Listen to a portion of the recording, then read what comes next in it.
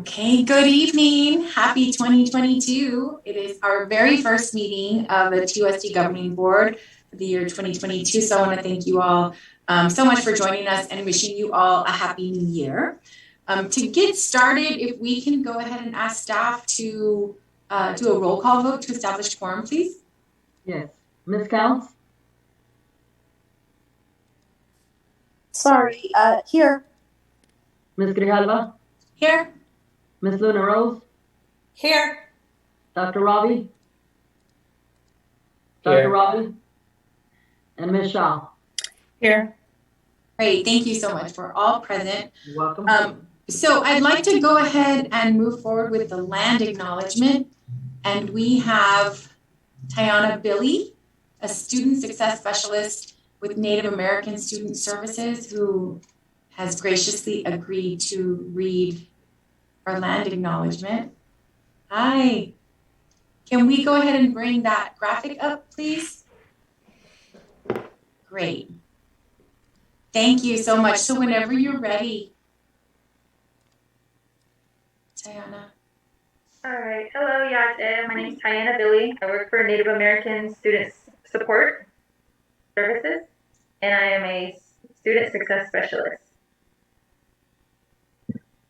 On behalf of the governing board of the Tucson Unified School District, I, Tiana Billy, acknowledge that the schools, buildings, and facilities of the Tucson Unified School District reside on the ancestral homelands of the Tohono O'odham Nation and the federally recognized tribal land of the Pasquayaqui tribe. Thank you so much for joining us. I know that I'm sure you've been so busy with the beginning of school and being pulled in a lot of different directions. So we appreciate your time and all of your service to our students. Thank you. And so for the Pledge of Allegiance, I see Jackson Teidelman. He is a first grader at Bonillas Traditional Magnet Elementary School. And I would like to read a little bio about you, a little bit of information about you. Is that okay, Jackson? Yeah. Okay, great. Thank you.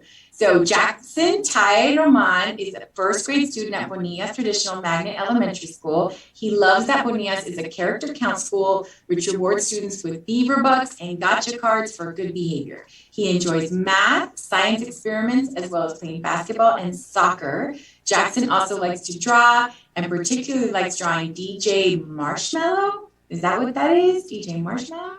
Yeah. Okay. But what he loves most is dancing, beatboxing, doing ninja moves, and helping his friends. Well, you must be so much fun to go to school with, Jackson. I was wondering if you would lead us in the Pledge of Allegiance. Can you do that? Okay, whenever you're ready, we're ready for you. If we can all stand and join Jackson, that would be great. Okay? I pledge allegiance to the flag of the United States of America and to the republic for which it stands, one nation, under God, indivisible, for liberty and justice for all. Now it's time for our Bonillas pledge. I will act in such a way that I will be proud of myself and others will be proud of me. I come to school to learn. I will learn, and I'll have a great day. Wow, that's the Bonillas pledge? Yeah. I love it. Thank you for sharing that with us. You're welcome. Very cool. And thank you for giving up some of your Tuesday night to come and read the pledge at the governing board meeting. Thank your mom and dad too, okay? Okay. All right. Thank you. Bye. Bye. Seriously, best ways to start our board meetings. Thank you, Tiana and Jackson. Appreciate it. Now we're on to agenda adjustments. Dr. Trujillo, did we have any? Oh. Gotta get off of mute. That's my thing. I've decided that I'm gonna stop saying you're muted. That's my 2022 resolution. President Grijalva, board members, Happy New Year, happy 2022. My recommended agenda adjustment this evening is that we move item 6.1. I'm sorry, not item 6.1, but 5.1 for study action we move it to immediately follow call to the audience. We do have guests, particularly Dr. Cullen from the Pima County Health Department that will be joining in this evening, and like to get them on first as soon as we can. Okay, board members, any objections to that? Okay, we'll go ahead and do that then. Any other adjustments? No other adjustments. Okay, thank you. So what we'll do then is move to call to the audience. Oh, actually, I'm sorry, we have election of officers. Action items. Office of the President, Office of the Clerk. So we can do those items together or separate. Dr. Ravi. Ms. Grijalva, thank you. I'd like to nominate Adelaide Grijalva for President of the School Board for this upcoming year, and Ms. Luna Rose as Secretary. Thank you. I accept the nomination. Ms. Luna Rose, do you? Yes, I accept the nomination. Thank you. Okay. I'd like to second. Thank you, Ms. Counts. So I have a motion and a second. Any discussion? I want to thank you, Ms. Shaw, for serving as clerk. I know that it's been a bumpy ride with doing everything remote and you taking over the meetings fairly often. And I do want to just say I appreciate the support for continuing as president, but we can always, maybe we want to think about a 6-month where we bring the item back, or if there's any interest, please feel free to approach me. I won't be upset at all. This is my last year of 20 years, so I'm kind of open to everything. So I appreciate the motion in the second. Any additional comments or discussion? And thank you, Ms. Counts, for serving as president for the most of that 2022, the 21 year. It was bumpy for all of us, I know. Yes, Dr. Rob. I was going to add that I wanted to thank Ms. Counts. You know, this is our first year, having finished our first year on the board, having Ms. Counts' leadership and then your leadership, Ms. Grijalva, as president, and for Ms. Shaw for stepping in our first year as our clerk was a lot of shoes to fill. So, great job sitting on an amazing first year on the board in a leadership role. Yeah, I didn't take over any board meetings my first year. Ms. Luna Rose. I just wanted to echo Dr. Ravi, and thanks Ms. Shaw and Ms. Counts for their leadership in our first year. I'm barring that I get sworn in to be clerk, I'm looking forward to this next year. We're hoping it's better for 2021. Ms. Shaw. Yes, I just want to thank you all for your kind words. Thank you, Ms. Grijalva and Ms. Counts for serving as president as well. It was great to be clerk, and Ms. Luna Rose, I think you're going to enjoy it as well. Thank you. Okay, so we have a motion by Dr. Ravi and a second by Ms. Counts. Can I get a roll call vote, please?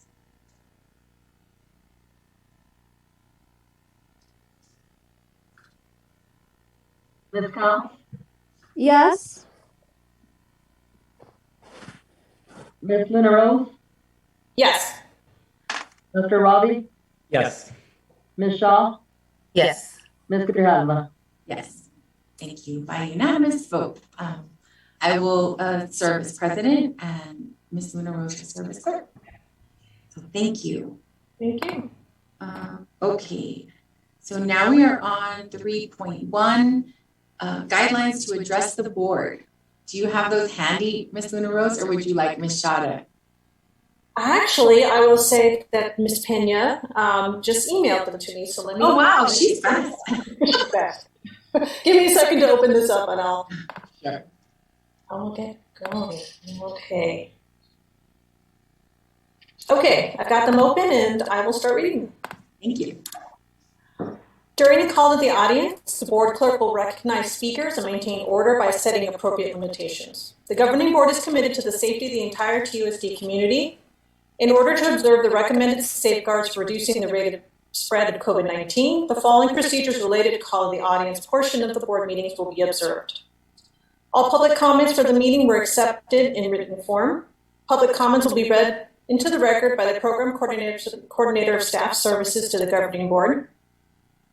Individuals addressing the board should observe rules of propriety and good conduct and refrain from impertinent or slanderous remarks. TUSD serves students from all ages, so speakers should be aware that children may be present or listening. Our staff will make sure each board member receives a copy.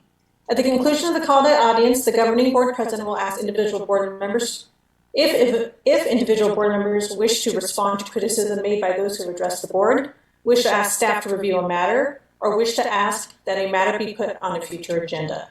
By law, at most 2 board members can address any single issue raised during the call to the audience.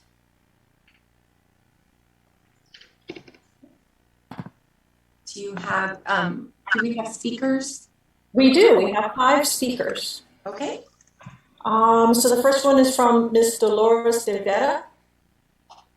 From Dolores De Vera, TUSD sub. Happy New Year, Governing Board. On January 27th, you will have the 3rd so-called All-Staff Professional Development Day. When you approved these all-staff paid professional development days, I asked if all staff included substitute teachers, because I've grown rather accustomed to hearing something is for all TUSD employees when it isn't. Many of you expressed support for allowing us to participate, but we weren't allowed to participate in the first 2 all-staff professional development days. I guess maybe district leaders were afraid no one would be available for childcare if it weren't us. But I don't sub-elementary schools, so I was just out of a paycheck those days. Some of my friends who did sign up for those childcare jobs showed up on site and found no children showed up needing care. We received emails from the sub-office before these professional development days suggesting we volunteer to go through online training modules. I've invested plenty in my own training and education, and it is just a little insulting when we are told everyone else in the district gets a paid training day. We should volunteer. I have no idea how many subs would even want a paid training day, but I want my fellow subs to have the option. As a sub, I have brought in my own computer when the schools couldn't provide me with one on long-term assignments. I bought a new computer and accessories when we went online. I bought supplies for classroom. I enrolled in and paid for seminars on topics like Common Core and on teacher economics. I just don't understand why I'm told I should volunteer to train myself, but everyone else in the district gets a paid training day. I request that you allow subs to participate in the paid training January 27th. Plenty, I'm sure, prefer a day off. I doubt you would even have 40 of us who would sign up. But you shouldn't take those 30 and their desire to improve their skills for granted. You have some good and dedicated people working for you. I wish you would see that. Okay, thank you, Ms. Pena. Next is Ms. Dawn Stevenson. How appalling you all are. You impose restrictions on our children, suffocate them, quarantine the healthy, yet you want to travel to San Diego for a conference and be reimbursed for this. If you are so worried about all these bogus variants, why on earth would you even consider traveling and risk opposing other cities, persons to something you may or may not have? If you truly care about your agenda as far as your bogus COVID agenda, you would do this all virtual as you make us do virtual board meetings. You all make the rules up as you go. You make it work for you. You justify things if you want to do it. You do not deserve to be reimbursed for anything. This is our tax money. Since 2019, you have penalized students. You deserve no more money. For anyone listening, the rest estimate of this 3-day conference is $21,270. I would really like to know how you justify traveling when you won't even let students congregate together. For anyone imposing or those that are all for mask mandates, it would not be enough for me to see you in a mask every waking moment for the rest of your lives. Your agenda or restrictions makes 0 sense. No on the conference. How dare you even propose this idea and get rid of the mask? If you vote yes on this in-person conference, then you should vote to have in-person board meetings from now on. Your COVID narrative is becoming weaker by the day. Dawn Stevenson. Thank you. Next is Ms. Guadalupe Henninger. Good evening, Superintendent Dr. Trujillo, legal counsel, and board members. My name is Guadalupe Henninger.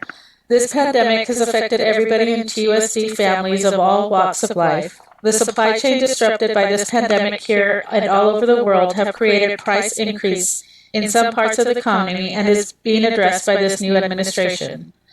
This is an opportunity to fully fund the World Health Organization and fix the system to stop virus before they become a pandemic so we can serve humanity. This new administration is working hard on addressing every challenge presented by new variants. The American Rescue Plan passed in March and signed by this new administration really helped a lot of struggling families, and the child tax credit reduced child poverty. We are heading in the right direction, but this pandemic is not over. Our students need fully comprehensive school funding, clean air, clean water, nutrition, health care. All of this is necessary. Polluted air and water affects their mind and bodies. Parents need childcare and preschool for all so parents can return to work.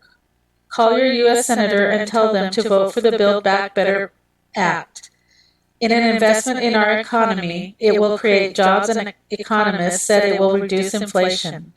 Vote yes and Build Back Better. U.S. Senator is the right thing to do for the most vulnerable in our society. And vote yes on the Freedom to Vote Act. Sincerely, Guadalupe Herringer.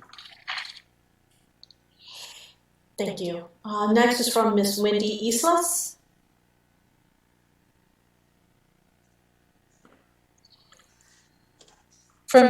Dear TUSD board members, first I will ask if the public was given proper notice of today's meeting and agenda. I do not believe it was. Let me get this straight. You still require masks in our schools. You require masks on students playing sports outside in all weather, including in over 100-degree weather. You quarantine people who are healthy. You listen to information from the local health department from what they call a study. Yet, if TUSD students did this study in school, they quickly learned that this information does not meet the definition of a study whatsoever. In fact, we are replicating your misinformation and entering it as a SARS-FA project just to prove that efficacy of what you want people to believe. And to think you apparently would teach this because you use it as a basis for a decision. Can you please explain how you justify not holding in-person meetings? Do you go food shopping, clothes shopping, drugstore, church, doctor? You go outside, right? I bet you visit family members' homes. Yet you are afraid to hold in-person meetings. Truly, the science supports none of your decisions, so that leads me to believe you either live in fear or you like power and control. You must not be living in fear if you are voting to spend thousands of dollars to go to out-of-state and in-state conferences. But yet you refuse to hold board meetings in person. Excuse me. Yet teachers, staff, and students attend school in person every day. Yes, that is every day. It is incredibly bold and irresponsible for any of you to vote for this nonsense when you do not meet in the same room and attend in person. Should you vote in favor of this nonsense, you show the hypocrisy of all of your actions. Your continued child abuse will be catching up to you. If you vote yes on this matter and attend meetings elsewhere in person, you clearly have to hold in-person meetings. There is simply no justification in not doing so. Also, please know you have little to no customer service at the district level. The public deserves to have someone answering the phones and answering questions and listening to concerns. Currently, phones are rarely answered. Imagine all the people who are currently speaking out for all of the right reasons why no one should attend this district with the type of hypocrisy on display in your decision-making. I readily and happily advocate against any potential student attending this district. You only need to look in the mirror to see why. When you start making decisions that support the health of our children, then I would happily support your decisions. Until then, you are indeed pushing yourself in a corner, and each day you are exposed more and more. Adelita, can you also please advise on the status of the teen court programs at schools? Are they in person, on Zoom? Should there not be more progress with these programs? If it is Zoom, then you cannot justify attending any conferences in-state or out-of-state in person unless all meetings are in person. Adelita, why are you? Ms. Peña, the 3 minutes are up for this comment. Thank you. You're welcome. Okay, thank you, Ms. Peña. And last but not least, Ms. Margaret Cheney. Good evening, Dr. Trujillo and TUSD board members. Welcome back and happy 2022. We hope that everyone is well rested and healthy this new year, as there are a number of items to address. Safety is always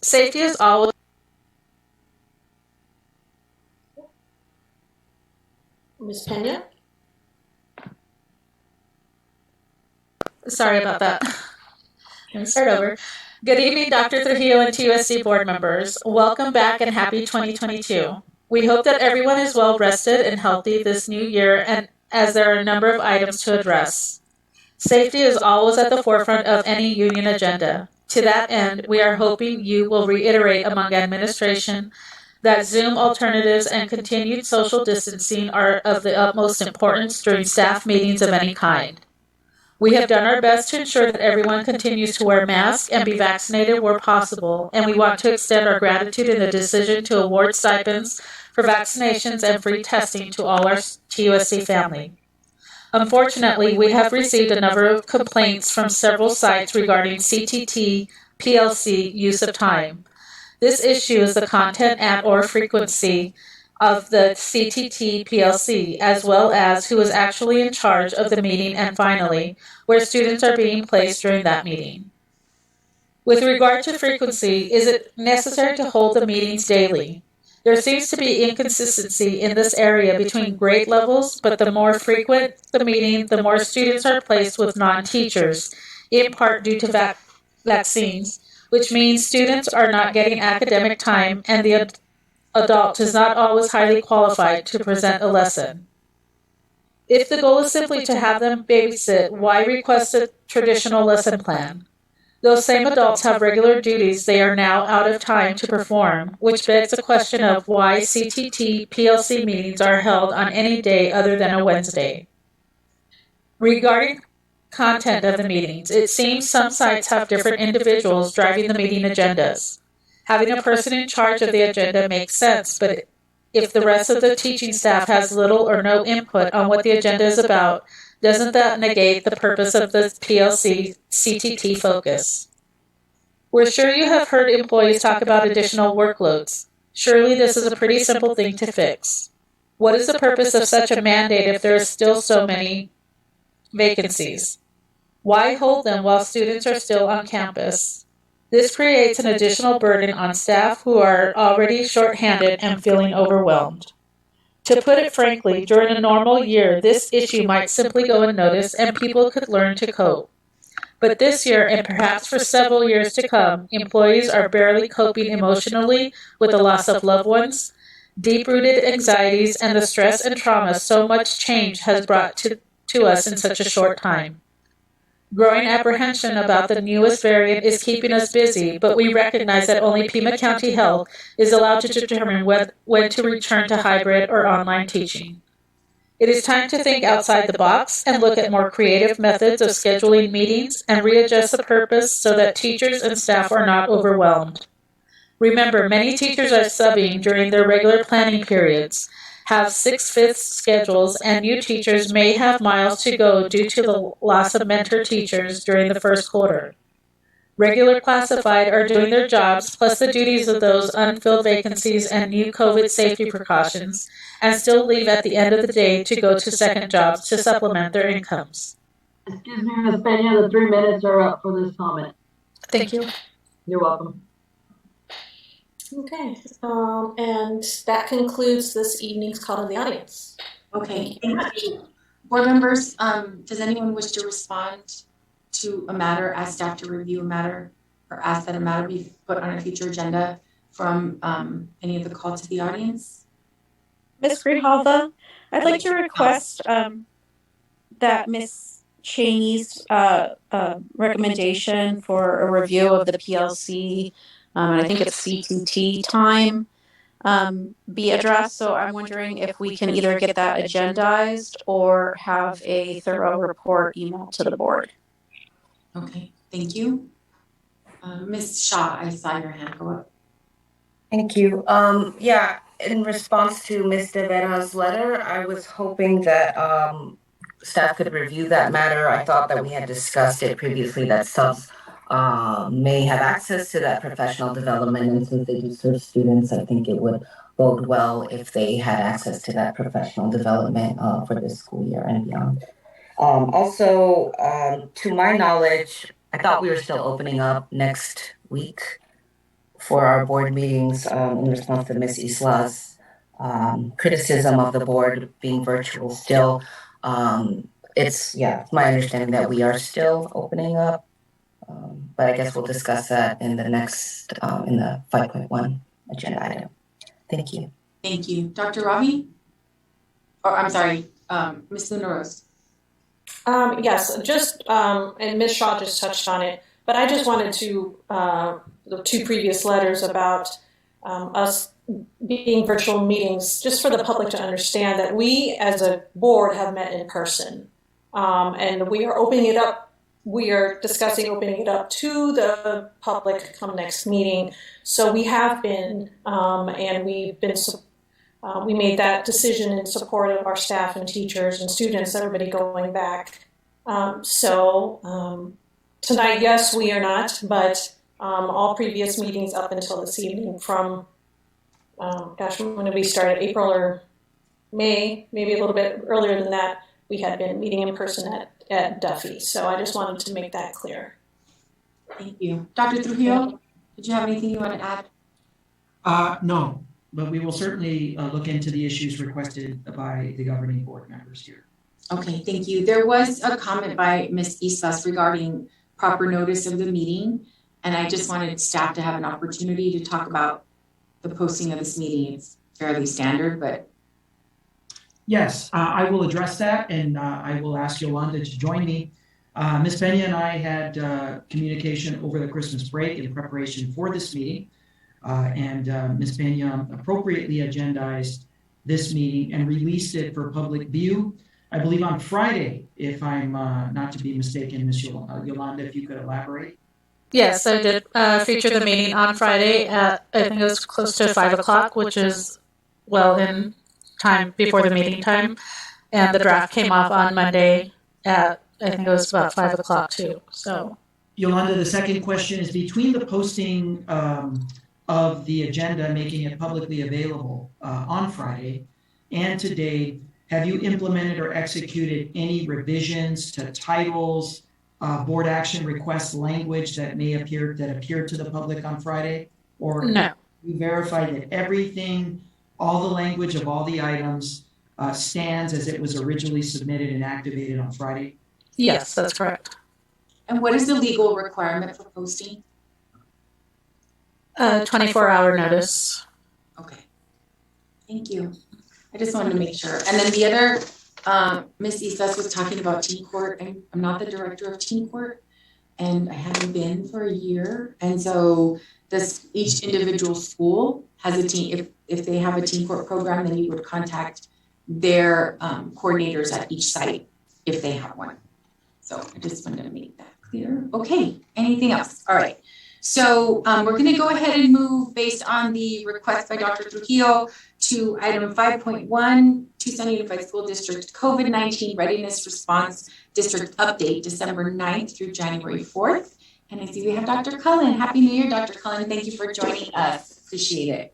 I know you had a full day, so I very much appreciate you joining us. We'd like to welcome Dr. Cullen, and we will let her kick things off for this. Thank you so much, Superintendent Trujillo and the governing board. So yes, thank you. Somebody else is running the slides for me because at the end of the day, I always mess it up. So we can go to the next slide. What I'm going to do today is just give you an overarching view of where we are with COVID, talk a little bit about what we're seeing with the schools, the changes that we foresee happening, and then I imagine there'll be questions, which is probably the most important part of this. It's important to note, as I'm sure you do know, that we are in high community transmission. Interestingly enough, we haven't been out of that for a few months, but what we are seeing is an accelerated transmission at the current time.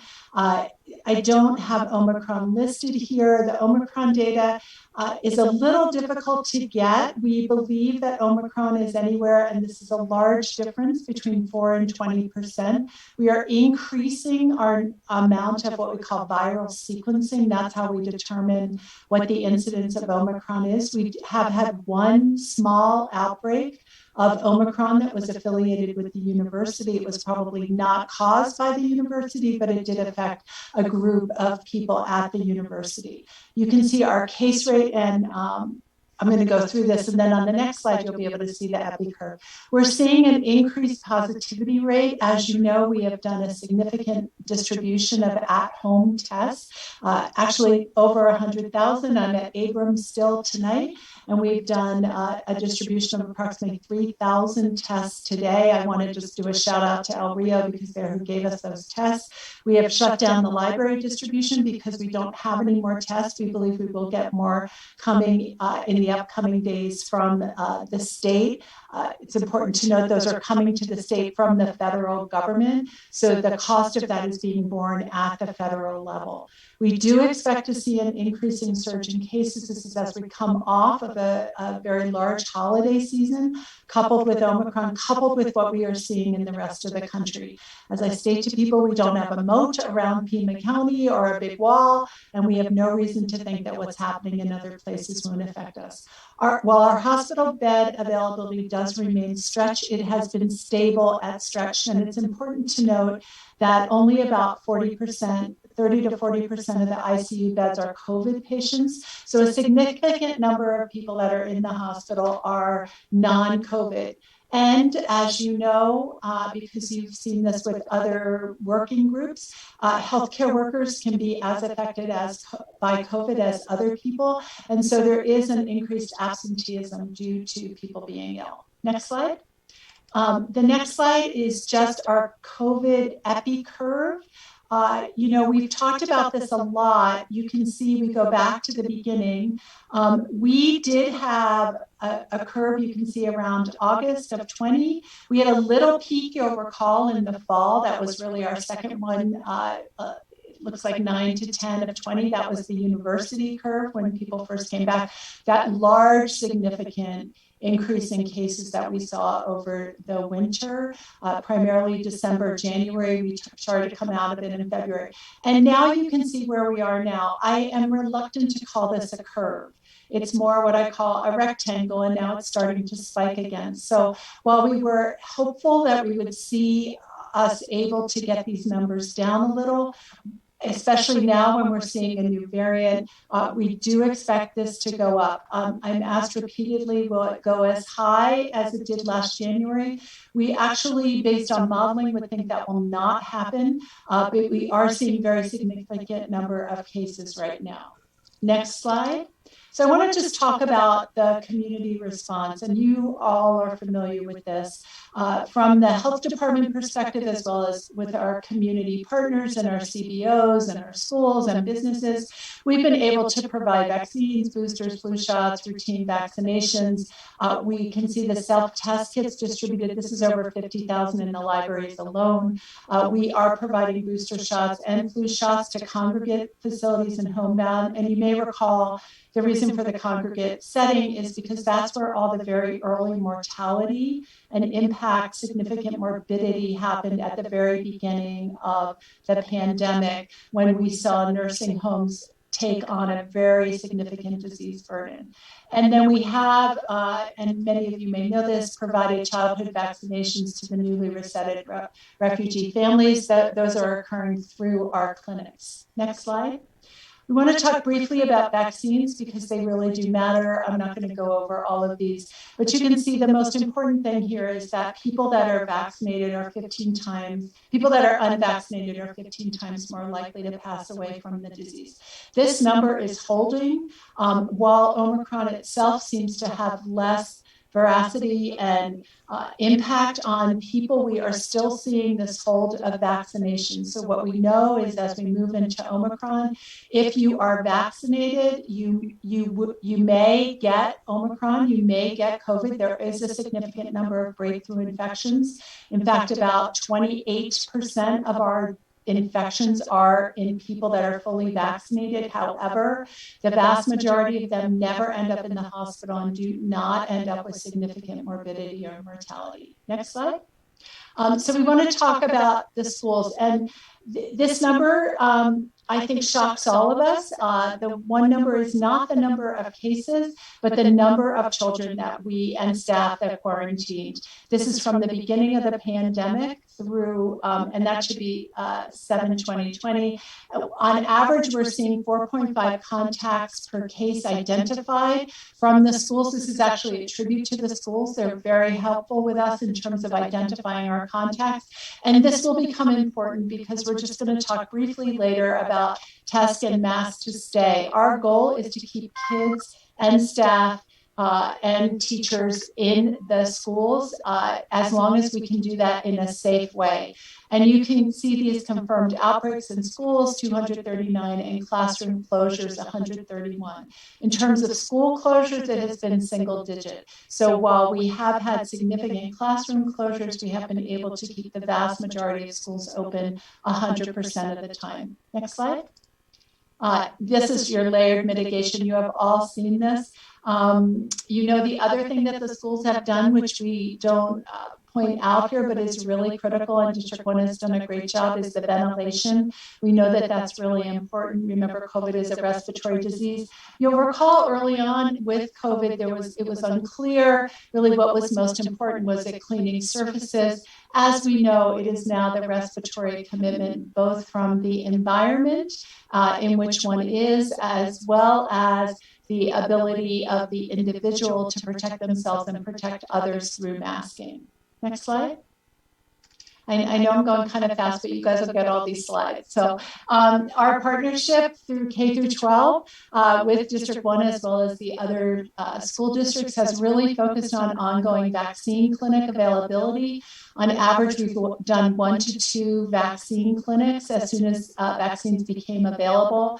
We've supplied the schools with Binax now antigen test kits, and we are making a commitment to continue to do that. We are working with the school districts, as you know, especially District 1, to identify these cases and close contacts. Our contact tracers work closely with your school, and whenever we have the consideration to close a classroom, we work really closely with your teachers, your principals, the superintendent, if and when that's appropriate. We have updated our close contact letter reflecting the new CDC isolation and quarantine guidance. I am not going to go through that guidance here. I have found that it is very confusing to do that verbally, but that is available, and we have pushed that out to the schools. Suffice it to say, part of the new quarantine guidance, which allows there to be a quarantine of 5 days if you are unvaccinated, is what is allowing us to really feel comfortable with this test and mask to stay policy. Next slide. We just want to talk briefly about, these are the updated guidance for COVID. I have to tell you, the guidance from CDC, if you've listened at all, you've noticed that almost every day something is changing. We have been on multiple CDC calls, multiple state and territorial epidemiology calls. What's important to note is sometimes we are caught as off guard as you may be as a consumer in terms of the CDC releasing something either through a media release or through something that gets posted to their website. We work very closely with the state. We are trying to align in most cases with Maricopa County as the other large county in the state who have a lot of kids in schools to make sure that we are consistent with them. You may have heard that the boosters for 12 to 15-year-olds are approved by FDA. We expect anticipation approval from the ACIP by tomorrow, but we don't have that approval yet. We discussed internally whether we should push that out today, and we've actually elected to wait until the College of Immunization Practitioners meets tomorrow and can give us guidance on that. Another significant change just today is the 5-year-olds, moderate or severely immunocompromised, as determined by a healthcare provider, may get an additional Pfizer vaccine 28 days after their second vaccine. For those of you who have ever looked at this data, this is consistent with the older groups and with adults, and we have been doing this for a fairly significant period of time. The dropping of that to age 5 just occurred in the last 24 to 48 hours. So we anticipate that there will continue to be changes. What that means is that almost always our website lags behind the changes that are being made because they're being made so rapidly with the CDC. I would remind people that the CDC is a trusted agent for us. Many of you recall I was an active duty public health service officer for 25 years. I worked very closely with the CDC during that time period. We, however, also look at the science. So once something is pushed out by the CDC, we do an internal evaluation here. You'll recall occasionally we have gotten ahead of the CDC and we've said we want to do certain things earlier than they have. But by and large, we tend to be aligned with them. The one other change that you will see coming out soon is related to the timing of boosters, whether it is 5 months or 6 months for Pfizer. I want to share with you right now, we have monitored our breakthrough cases, those cases I talked about, the 28%. The vast majority of our breakthrough occur starting at month 5. So we actually have been pushing the CDC to modify when booster availability is and to move it up from 6 months to 5 months. And we're seeing that movement happen now too. That is consistent with the data that we have collected on the innumerable number of people that have gotten COVID in the county. Next slide. So this is just the isolation guidance that you may have seen. Lots of comments about this. Isolation has been reduced to 5 days for people that are having their symptoms improve and are afebrile. So not everybody will fit into this. We actually have supported this. You may be aware that at one point quarantining was 14 days. The county dropped that to 10. Then I made the decision to drop that to 7 for most adults. And the reason for that was to make sure that for people that were asymptomatic, obviously. But part of this is this recognition of increasing science about the disease, the rapidity with the disease is replicating and how quickly it clears. Remember, if you are fully vaccinated and boosted and you get COVID, which does happen, the data shows you can transmit COVID to another person, so you need to isolate, but at the same time, you clear the viral load very quickly. The viral load is what is predictive about how contagious you are as you go along. And the up-to-date quarantine requirements will be found on this website. And I did share this slide deck earlier today. Can we go to the next slide? So this is just a really quick way. We're trying to do some graphics. Sometimes we're lagging behind. We actually stole this from the Arizona State people. So you can see how long to stay home when you're sick. When you're sick, it means you've been diagnosed with COVID and you are considered a case. And I'm not going to go through all this, but you can see improved symptoms and no fever. Next slide.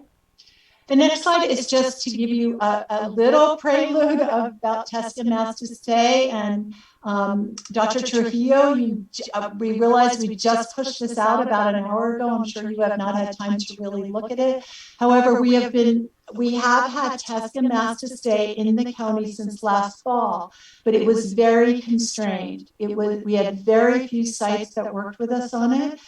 Most of the sites that did were small private schools. Interestingly enough, in that cohort, we had no transmission of COVID during using a test and mask to stay. So we are grounding this on a growing body of national experience with similar programs.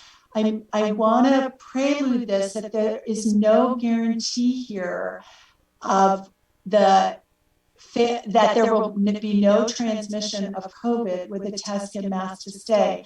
But our goal with this, after speaking with all the school superintendents as well as the charter parochial, is really to try to figure out how we can get close contacts to attend school. You'll remember that number, over 30,000 people that were quarantined. So our goal is to keep kids in school.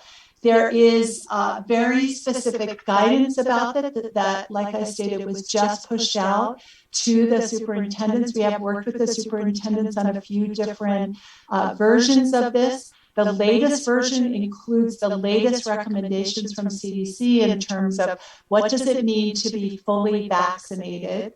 It includes that 5-month you have to before you get your booster for Pfizer as opposed to 6 months. So we do expect that this will continue to evolve, but it's part of our commitment that we've made, not only to the schools, but to the community, to the parents, to figure out what is the safest way we can keep kids in school, with the recognition that there is nothing that is 100% insured for us right now. We will be closely watching this as we move it out. We will be following the data. We reserve the right in the policy itself to still declare an outbreak in a classroom and ask a school in conjunction with us and the teachers and the principals to close a classroom, but we hope that this will be one way forward. I want to preempt the question because I know the question keeps coming to us. Do you really want to do this at the time of accelerated transmission with Omicron? It is a really good question. As I stated, this is, it's not a pilot, but we will be closely monitoring the data. We actually are not sure what we are going to see in this first week back at school. Let me just report, somebody just sent me the data. Today, we had 161 cases reported to our school line. What's important to note is that we have amazing cooperation from the schools, whether they be private, parochial, public, charter. So we believe that our school line gives us a good insight into what we are seeing in the schools in terms of transmission. Obviously, we are worried coming back from the holidays, but we have not seen enough to make any indication right now that we think we need to do any more interventions other than the layered mitigation and move ahead with this. Obviously, coupled with that is our desire to see masking. District 1 has embraced that. We know that makes a difference, and in addition to embrace vaccination if and when that is a student is eligible for that. Next slide. The next slide has the local resource updates. This is where this information is available, includes the pediatric locations for children 5 to 11. Next slide. The next slide also, you guys have all seen this, vaccine eligibility, kids and COVID vaccines, what you should know. Once again, this is on our website. And finally, the last slide reminds you that there is a school dashboard that is maintained primarily, for instance, the District 1 dashboard is maintained by the district. We overall maintain the data set for healthy schools and childcare. And with that, I want to thank you for your indulgence to let me present. This slide deck is available for you to be distributed. And I'll take questions or however you want to go. Thank you, Dr. Cullen. Dr. Trujillo? Yes, I just want to thank Dr. Cullen. Don't worry, Dr. Cullen, I did view the testing and masking to stay document over the break. I did provide an initial suggestion for feedback, but I didn't view any of the subsequent versions. But I'm happy to say what I saw right now did not catch me off guard. It's basically the same version with some tweaks that I had seen a few weeks ago. So thank you for allowing us to provide that feedback. You're welcome. Thank you. Board members, questions? Dr. Ravi. Thank you, President Grijalva, and thank you, Dr. Cullen, for joining us again on this lovely evening. I really appreciate all of your insight and perspective and all the work that Pima County Health Department is doing to really find best practices and implement best practices here on the local level. A couple of specific questions I had. Sorry if I missed it. Do you have any percentages on vaccination rates for our 5 to 12-year-olds and our 12 to 17-year-olds?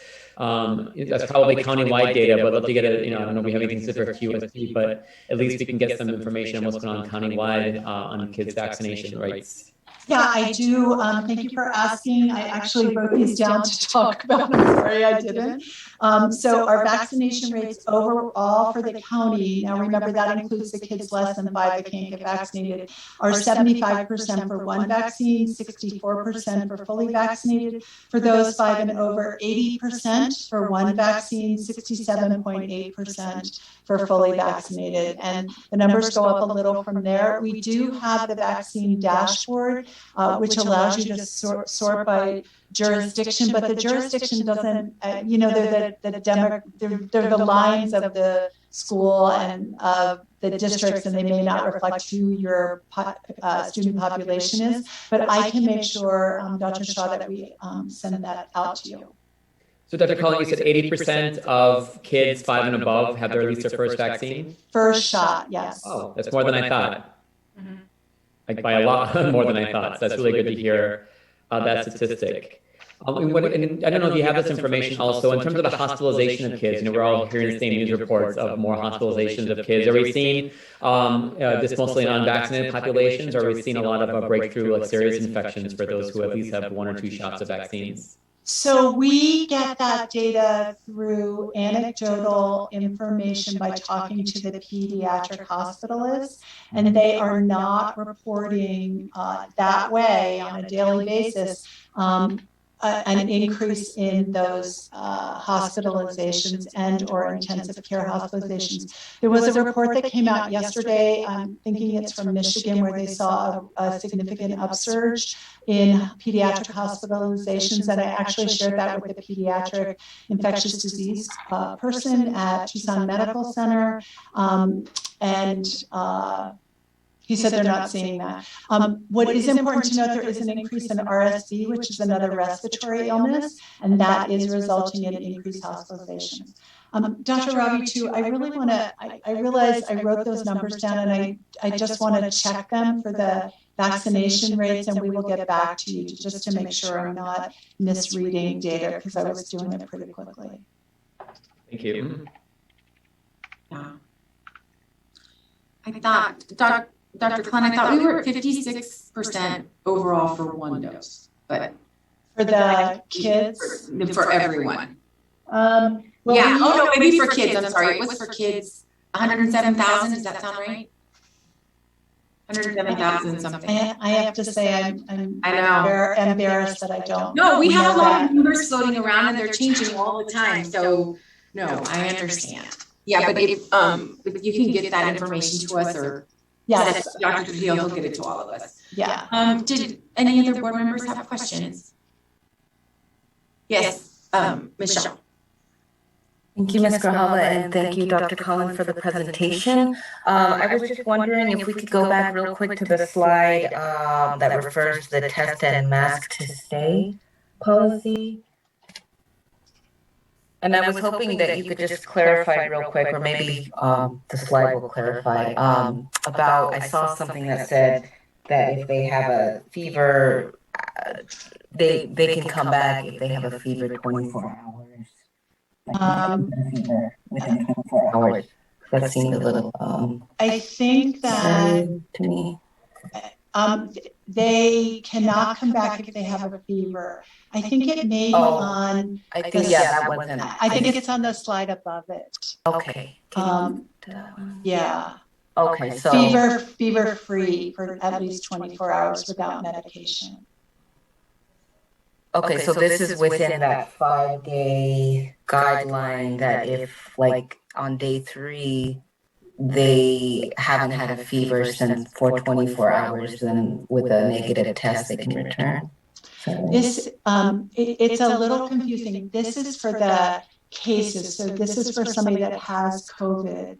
Isolation has dropped from 10 days to 5 days. So if on day 5, they have been fever free for 24 hours. So you could say, the end of day 3 into day 4 and 5, they had no fever and their symptoms are dissipating or getting a lot better, then they can get released from isolation, but then they have to wear a mask.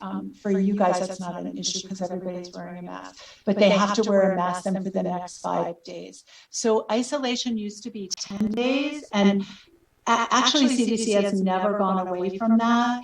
But this is an attempt to say after 5 days, if you are well, because remember, some people get diagnosed with COVID and they feel fine, they don't have any symptoms at all.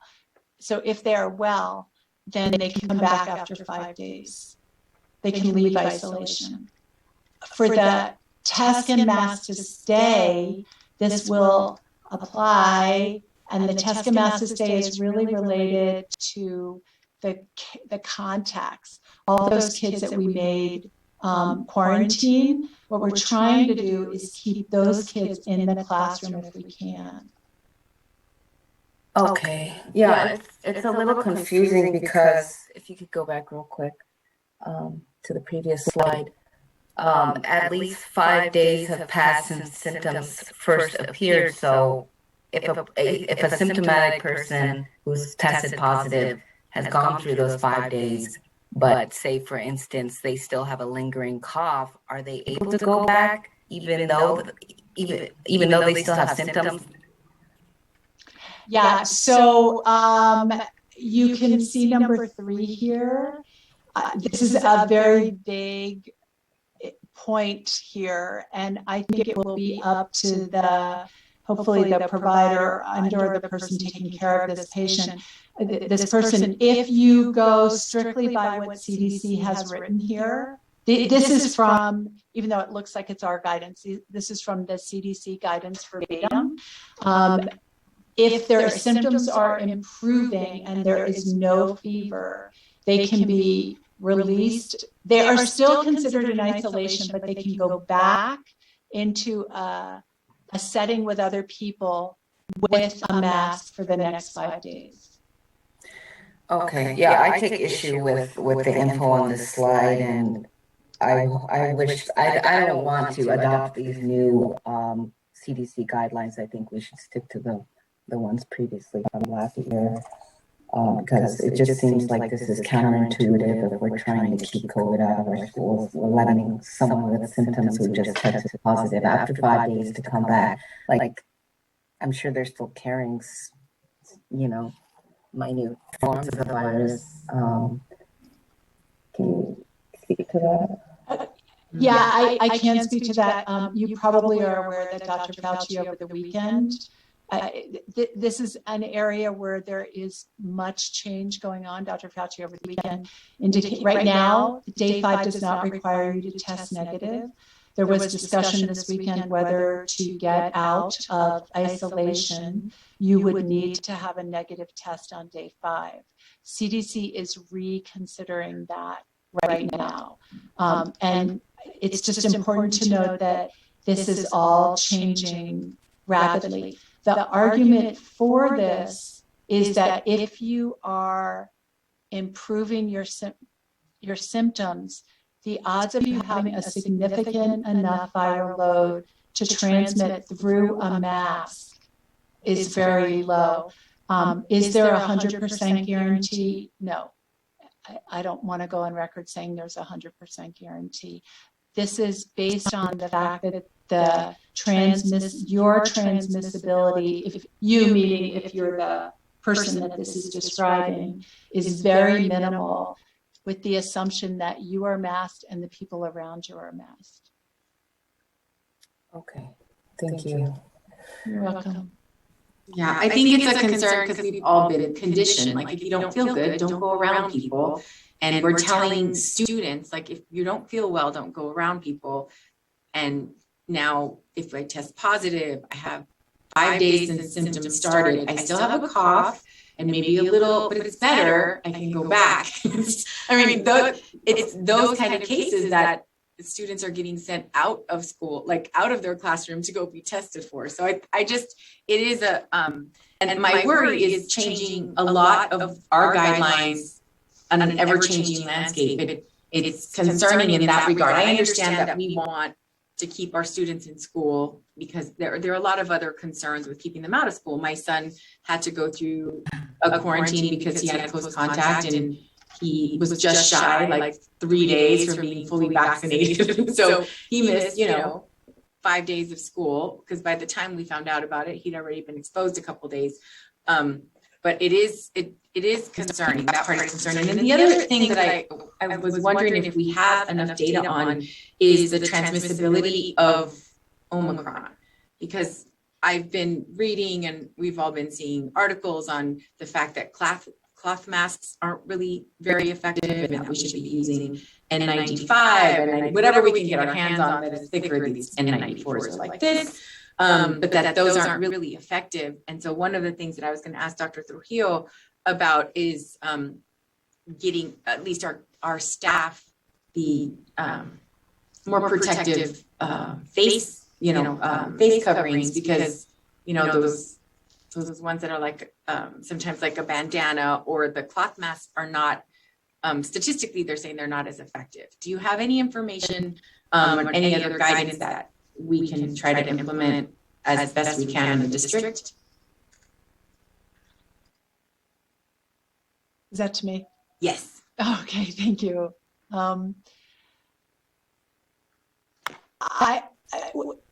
We have a lot of information at this point about masks.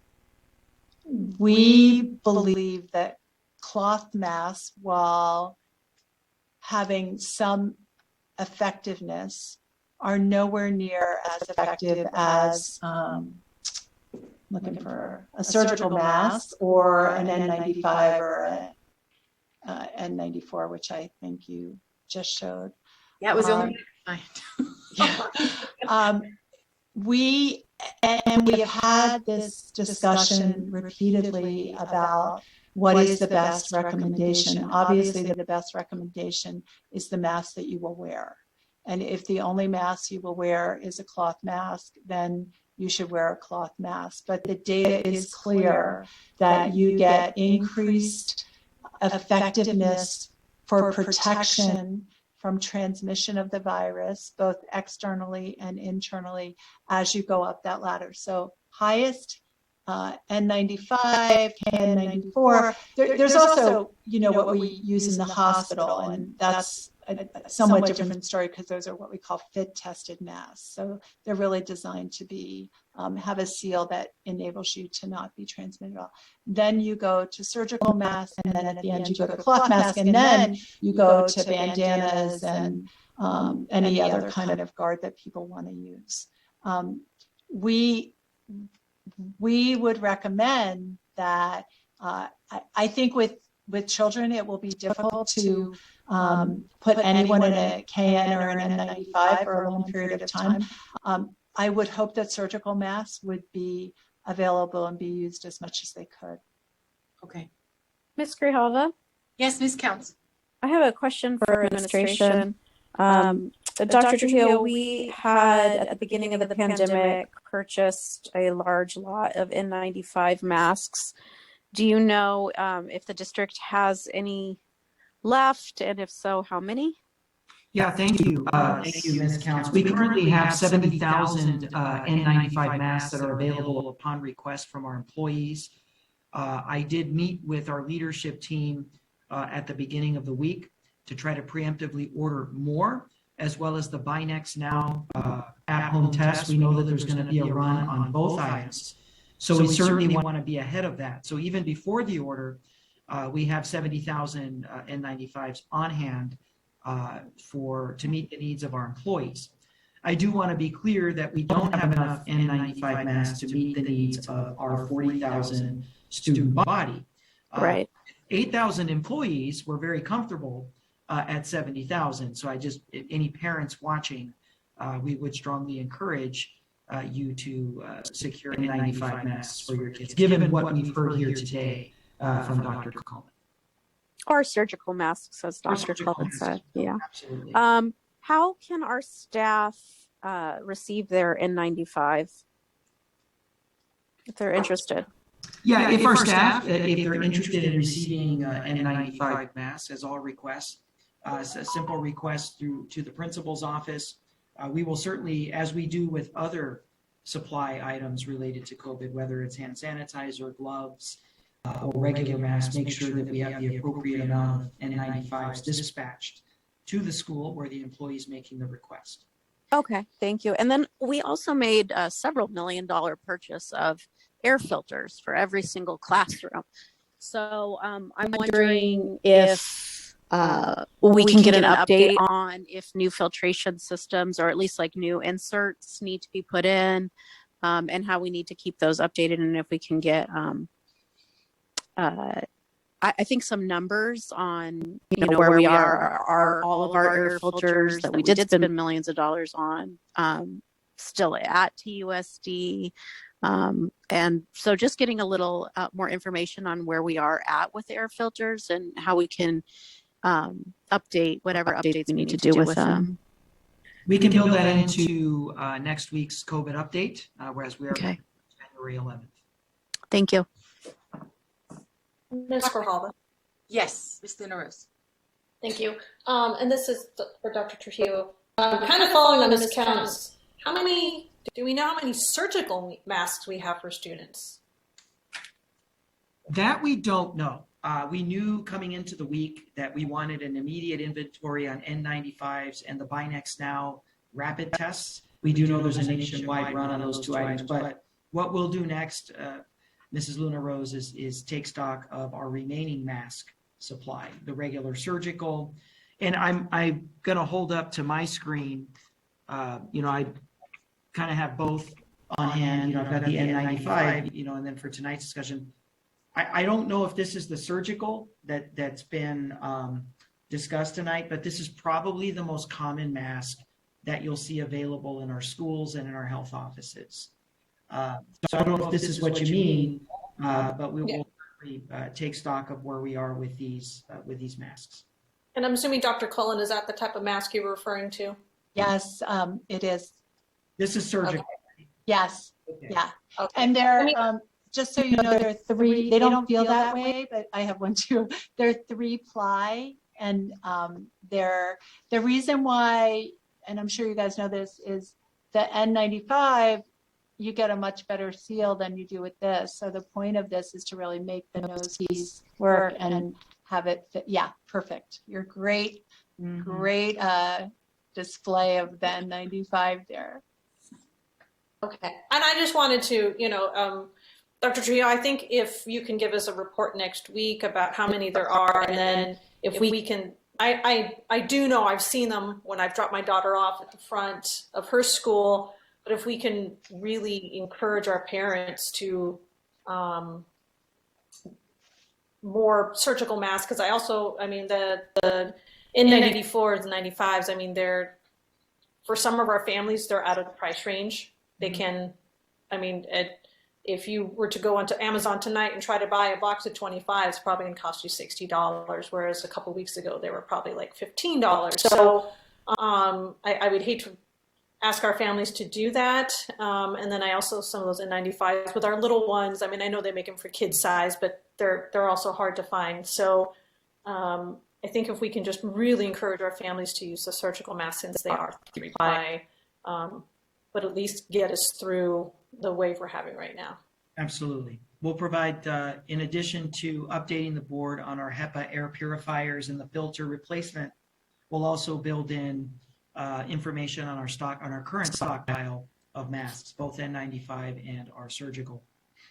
So I know that we have other questions for Dr. Trujillo. I did want to ask Dr. Cullen, do you have any projections? I know it's a difficult question, but any projections on this more recent surge, and based on some of the other cities that have gone through it? We had a discussion at our Pima County Board of Supervisors meeting today.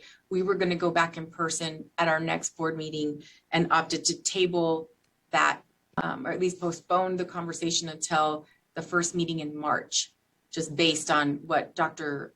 Garcia spoke to as far as what we're anticipating, and that, January and February are going to be some pretty rough months. Can you add anything to that so our governing board members here can hear that? Yeah, Chair Grijalva, governing board, we anticipate that we are nowhere near the peak of this. which is probably reflective of what Dr. Garcia shared this morning. It does look like an Omicron peak is somewhere between 4 to 6 to 8 weeks.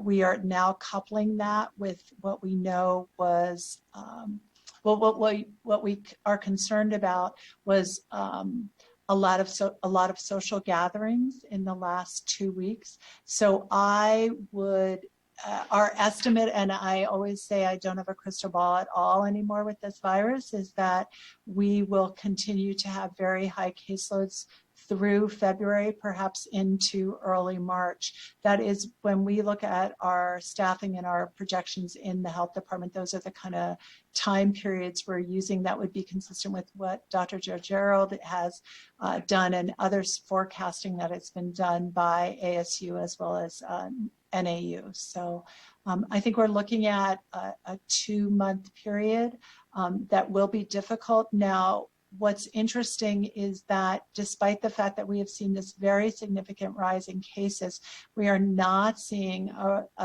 that anything comparable to that in the hospitals.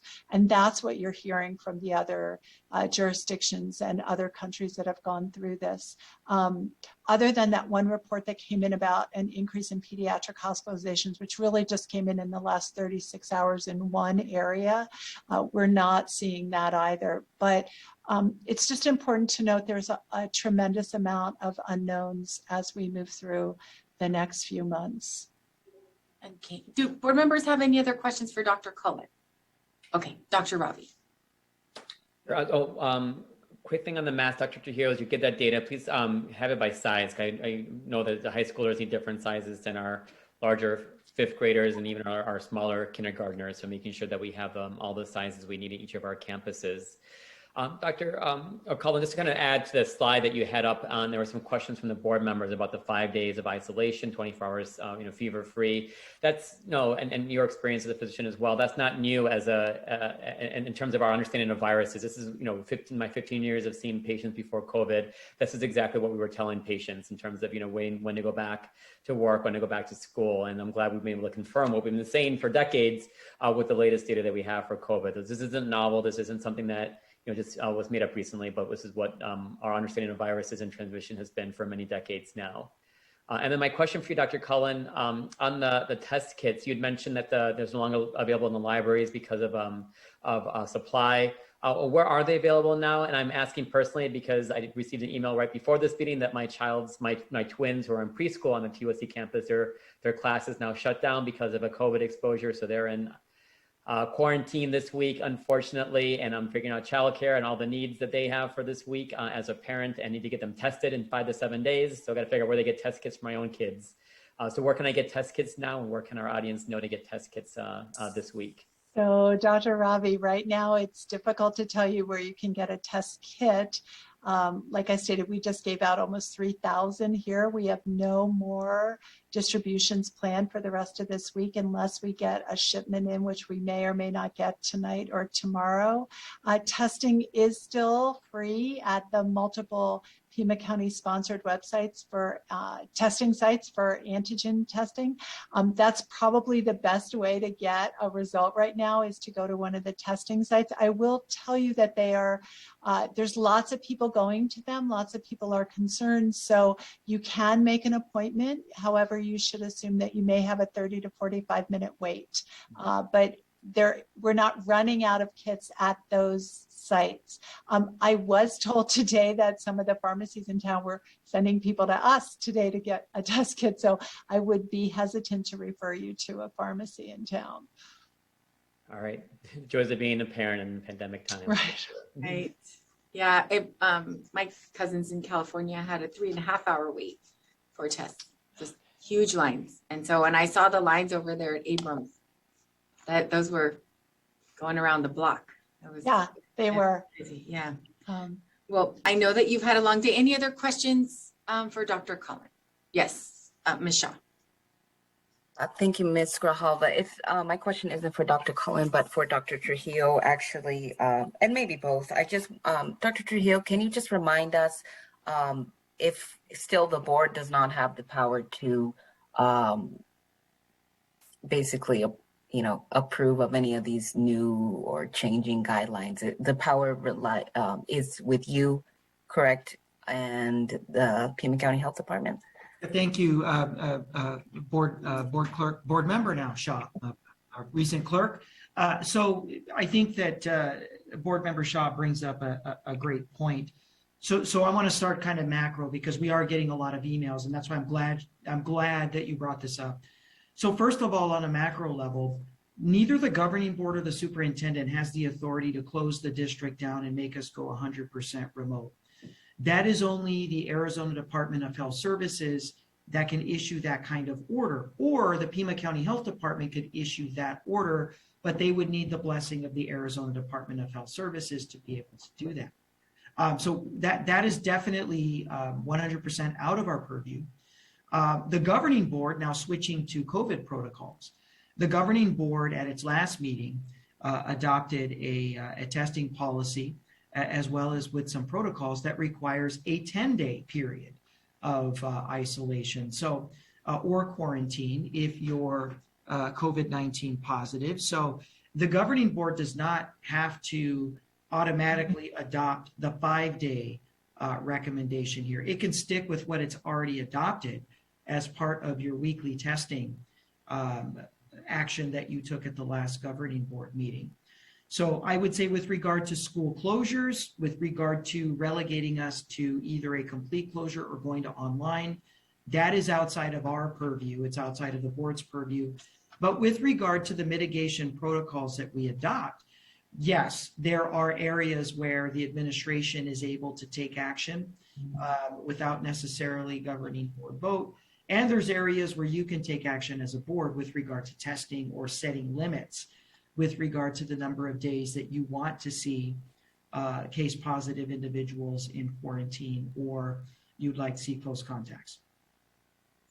And go ahead, Dr. Cullen. Yeah, I also would say that we would welcome the opportunity to discuss with you and have a dialogue about everyone's concerns. You know, this is new territory for everyone. I will say my experience having been a provider is consistent with Dr. Ravi's that in terms of infectivity periods, but I want to, you know, I think we're at the health department feeling really humble these days. We want to work with the community and help everyone get to the best solution and recommendations for their community. And so we would welcome that opportunity to continue to have a dialogue about this. What I presented to you here today, that one slide, is consistent with what the CDC and the state and the county have stated, but that does not mean to echo what Dr. Trujillo just said, that it's appropriate for everyone. And so we would love to continue to engage with you on that. The one other thing I just want to share is I was really off on the immunization rates. I'm really sorry. It's been a long day. A long day. I wasn't off on the overall one, but you guys are right. It looks like it's about 37% for those less than 20, and I can't really figure out how to drill more into it, but I just wanted to share, and I apologize for having misspoken earlier in the conversation.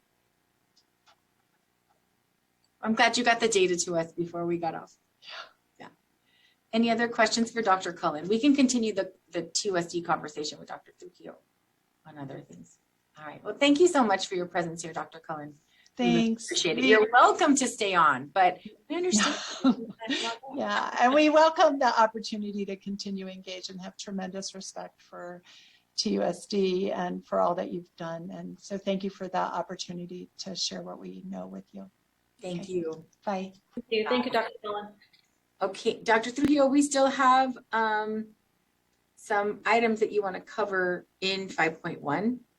Yes, so thank you. We've got two remaining goals here with this agenda item. The first one is to be able to update the governing board on our implementation progress towards its recently passed policy GBGCC, requiring the weekly testing of all unvaccinated employees, and then also give you a quick update on where we're at with the data collection portion of that implementation effort, specifically the data collection process that we are utilizing to determine the extent to which our employee workforce is fully vaccinated. And then the second goal of tonight's item is, given the data shared by Dr. Cullen, giving the status of our implementation efforts on weekly testing, giving the board an opportunity to discuss the possibility of either delaying or proceeding with in-person governing board meetings on January 11th.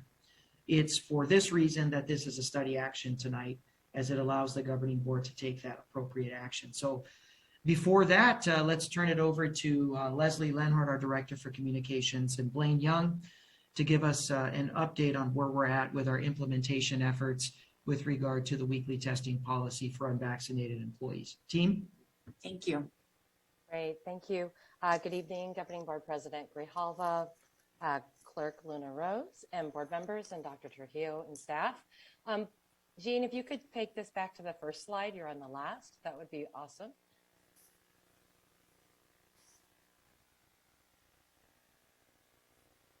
There we go.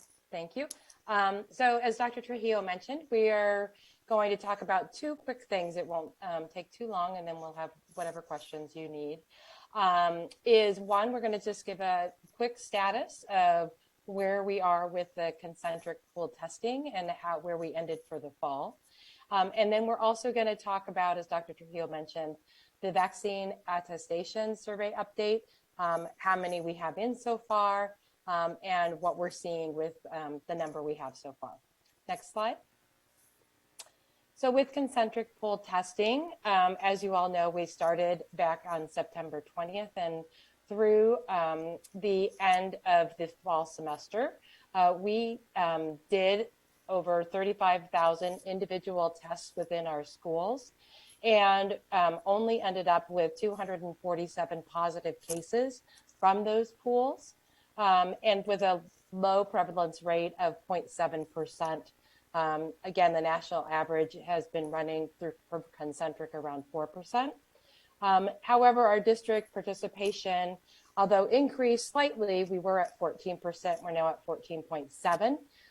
We are really looking to improve that as we come into January by been working with Concentric to get some new information out that we can share with our families so that they can better understand the reasons for pool testing, as well as we hope that next week we will have a forum both in English and in Spanish that any of our community can join to hear the facts from the Concentric staff and answer any questions that our community might have or concerns about why they might want to participate and what does it really mean in helping keep our schools safe from their participation.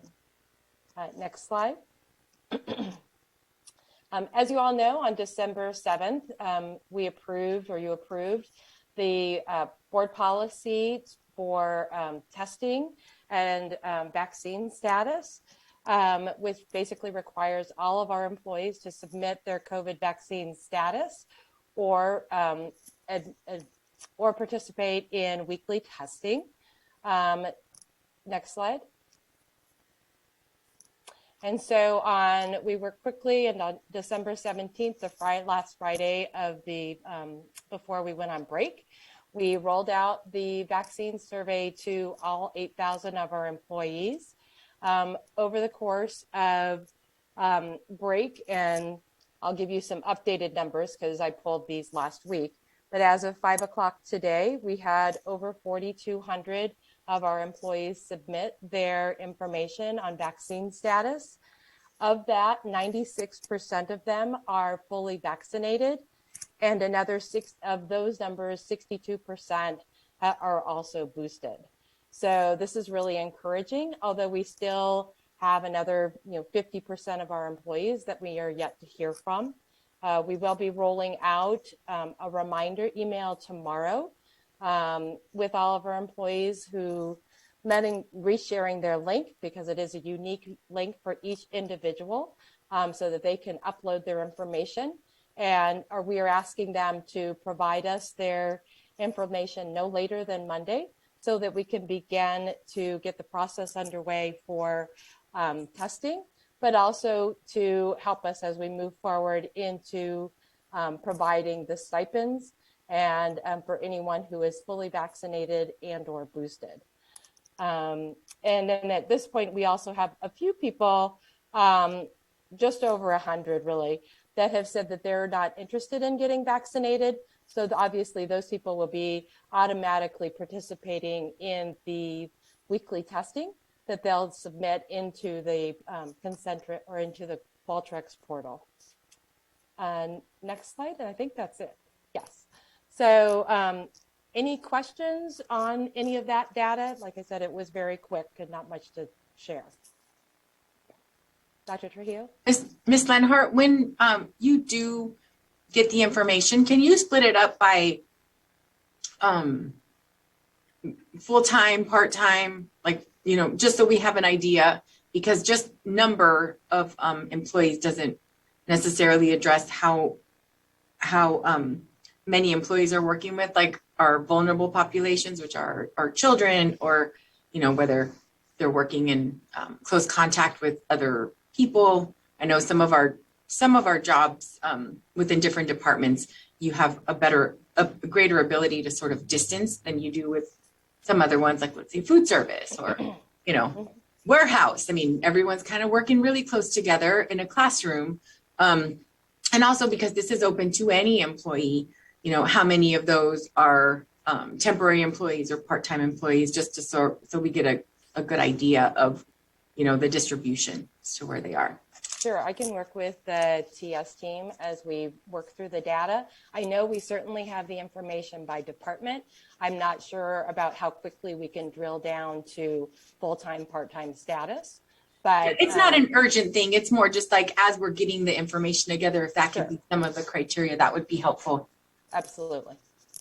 Anyone else, any other board members have questions? Dr. Ravi? Thanks, President Grijalva, and thanks for this information. And then I think when we approved the vaccine and testing policy last month, we recognized the logistical challenge, especially with winter break and everyone being off in terms of implementing this. And while we're hoping to go live with it today, I understand that we gave a couple weeks of leeway for the admin to work on operationalizing this. Do we have a timeline in place now? When are there deadlines set for teachers and staff? Or when are we starting the weekly testing for those who are unvaccinated? What is the timeline in the next couple of weeks to really implement this? And also, what is the timeline that we'll be able to give them the $500 plus extra $100 bonus that we've approved for teachers and staff and contingent on vaccination? So thank you, Dr. Gravoy. I'm going to welcome both Mr. Young and Ms. Lenhart. We had a team meeting this morning on these very issues. I will say before they take the stage here that the engine that's going to drive our implementation effort is very clearly getting a very, very specific number on the complexion of our employee workforce, specifically who's vaccinated and who's not. There are different levels of implementation based off of that data. If we're staring down the barrel of a 4,000 employee unvaccinated workforce, that's obviously a heavier lift for weekly testing versus whether it's 1,000. So we have set a hard deadline of Friday, this coming Friday, for our employees to respond. And I don't say answer because that denotes survey, voluntary. We sent out a little bit more of a directive message, or we will be sending that out tomorrow morning, that this is a requirement. This is a policy implementation effort. This is not a voluntary survey, and we need answers by Friday. And if we don't get an employee response by Friday, we will be designating the employees that don't respond as unvaccinated. And just for our own implementation efforts, because we need that number as quickly as possible. So with that, I'll bring on Mr. Young, who's been our lead administrative point person with Qualtrics, data management, and then of course also Leslie, who's also been working with Concentric, who's going to be our test facilitators as they continue to do the pool testing, not only for students, but now our employees. Yeah, thank you, Dr. Trio, and good evening, board. The process of that Dr. Trujillo just discussed with being able to determine whether someone is vaccinated or not, that all is, of course, dependent on the data responses we get from our employees. But in order to, first of all, the data needed to determine payment for vaccination and booster for the employees that have the booster, that's based on their responses, but it's also based on an image of their vaccine card that they have uploaded. And in the system itself, it has some analytics to review the validity of that. And in many cases, we've already seen this in the 4,000 that we have. There's several of those, and when I say several, I mean several hundred that have to be reviewed. So we go through a manual review process of that, and then once we've confirmed where the system couldn't, that it actually is a valid vaccine card, then we mark that as complete for that particular employee. All of that activity has to not only occur for the data that we've already received, but the data that we're yet to receive as we continue to collect employee data. So we're going to want to continue to work through that process. And given that we would give employees through the balance of this week, we would next week, well, we wouldn't wait till next week to start this. We would be focusing heavily on going through the validation of all of that and making sure that those are valid. At that point, that particular employee is eligible for the payment that the board approved, and we would be able to build data extracts from the system to work with payroll and finance to be able to make that payment. What we envision, we also have had employees indicate that while they haven't gotten the vaccine yet, that there are those who've also indicated, but they plan to. So there will be those that while we collect the data now, that maybe they're not vaccinated today or in this current window, that they would be in the future. So we need to have a process in place that not only addresses the immediate response from all of our employee base, but that we have a repeatable process that would allow us to accommodate others as they get vaccinations. So that aspect has multiple facets that need to happen behind the scenes. There's a data extracts, there's a correlating that data back to the employees, certainly for some of the details that Ms. Grijalva talked about, and other things that we need to know just to identify them to the department and things of that nature. And so we need to put the reporting in place for all of those things. Things like this that we've already been in discussion on, we are meeting with the vendor tomorrow to go over this in detail to make sure how we think the system works is actually how it works, and that we'll be able to extract the data accurately and provide it for our reporting process as well as payroll. So that right now, as we work through this week to continue to collect the data and into next week to validate the data, we're probably looking at least 3 weeks to get at a place where we can get this, fully implemented and stood up. And in parallel with those efforts to collect and validate the data and be able to report on it, and certainly make sure that we can take care of the payment side of that, we also have a parallel effort that in terms of those employees that need to be tested, of having a process in place where that can happen one of two ways: through the vehicle that we make available through Concentric, and then that data would have to come back into the Qualtrics system and be verified. And then for the employees that would choose to get tested outside of a district resource that we make available, for that data to be uploaded. What we have determined is that that can be done at the individual level by the employee, but we need to get the individual portal component of the system fully activated. And that's one of the top priorities that we're working with the vendor now, and that'll be on the agenda as we discuss with them tomorrow. Because what that allows is each individual employee to log into the portal to access their data and to update their information. Right now, all of this data is being collected through the survey and unique links that are provided to the employees, but the portal access is something where they would literally be able to log into the system. So that effort needs to also be put in place in order to allow the employees who are testing to be able to provide their testing results. So I'm going to take a pause there, see if Leslie wants to add anything to that, maybe put a finer point on something, and then see what questions that may raise for the board. Thank you, Blaine. The only other thing I would add is with the Concentric system, each individual who participates has to sign a consent form to participate. So we'll need anyone who is going to use our testing program to go through those protocols and steps. So that is one of the reasons we really are pushing to get everybody to finish the survey.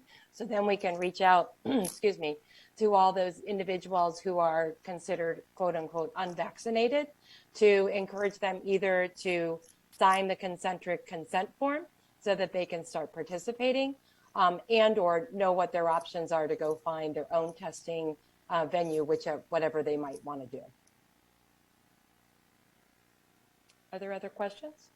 Well, thank you for those details. So, so we're looking at 3 weeks then is what I heard in terms of going live with the weekly testing for those who are not vaccinated, and also looking at then February for the bonus to go out. Yeah, I mean, I think based on the timeline as we are approaching it right now, that's what we're anticipating for having this fully in place.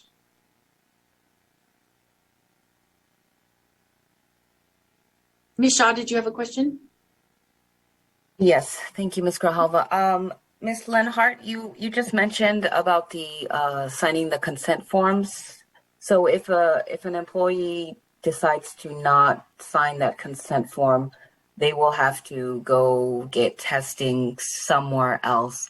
And if they don't follow through with that testing, what do we have in place to rectify that? I'll turn that over to Dr. Trujillo. I know that there will be some actions taken by their supervisor to remind them to get that done, but I don't know the specific actions at this point. Dr. Trujillo. Yes, thank you. This is a governing board policy. This is the law of the Tucson Unified School District. And as with any policy, whether it's tobacco usage on our campuses, whether it's inappropriate conduct with a student or a colleague, whether it's harassment, tardiness, failure to come to work, we will have to engage in the progressive disciplinary process, which typically begins with a consultation with the administrator, a revisiting of the expectation to follow the policy, which usually is a written notice. If the employee refuses to test again, it progresses to a written letter of reprimand. And again, counseling with the employee, revisiting expectations again, seeing if the employee needs any support to follow policy. If there is a third instance of refusing to be tested in our progressive disciplinary matrix, that means a possible suspension without pay. Now we're into some pretty serious territory that could lead to termination with subsequent refusals to test. We are still going to be working out the details of progressive discipline in the coming days. Our director for employee relations, Ms. Mesa, is going to be meeting with all of our association leaders to talk very specifically about the chain of progressive discipline. That way, all of our employees are being treated uniformly in the same way, and that we're transparently working with our association leaders so they know what's to be expected if there is a refusal to test. I think the big question on the table right now, and something we're going to be working with our association leaders on, and we're going to be using this implementation period to really hammer out an understanding and agreement, is whether or not an employee who refuses to test remains on campus or is assumed positive and is put into the COVID health and safety protocols. That's something we're going to be working with our principals on, as well as our association leaders. We know that has ramifications to staffing, has ramifications to consensus agreements as well. And so we want to be fully inclusive in those discussions. And we're going to be asking Ms. Mesa to take the lead on that. She's got some meetings coming up. We have the partnership meeting on Friday where I'll be talking to the leaders about that as well. But that is certainly a big piece of our enforcement efforts as well, is there's the progressive discipline, which takes place over a period of days and perhaps a week or two. But then there's the immediate, what do we do with a person that's refusing to test? And does that person go into COVID protocols, which means home, or do we give them a grace period? So we'll be working those details out with our association leaders. Thank you, Dr. Trujillo. I think that we're being very accommodating to our employees. I mean, we have other employers, big employers in Tucson and across the country that are basically saying if you don't get vaccinated, you won't have a job. We're just asking you to be tested weekly and that the testing is happening, it's coming to you. You don't even have to go stand in line anywhere. It's literally coming to you. So if that is not something that employees are willing to do, then I don't know how much more accommodating we should be.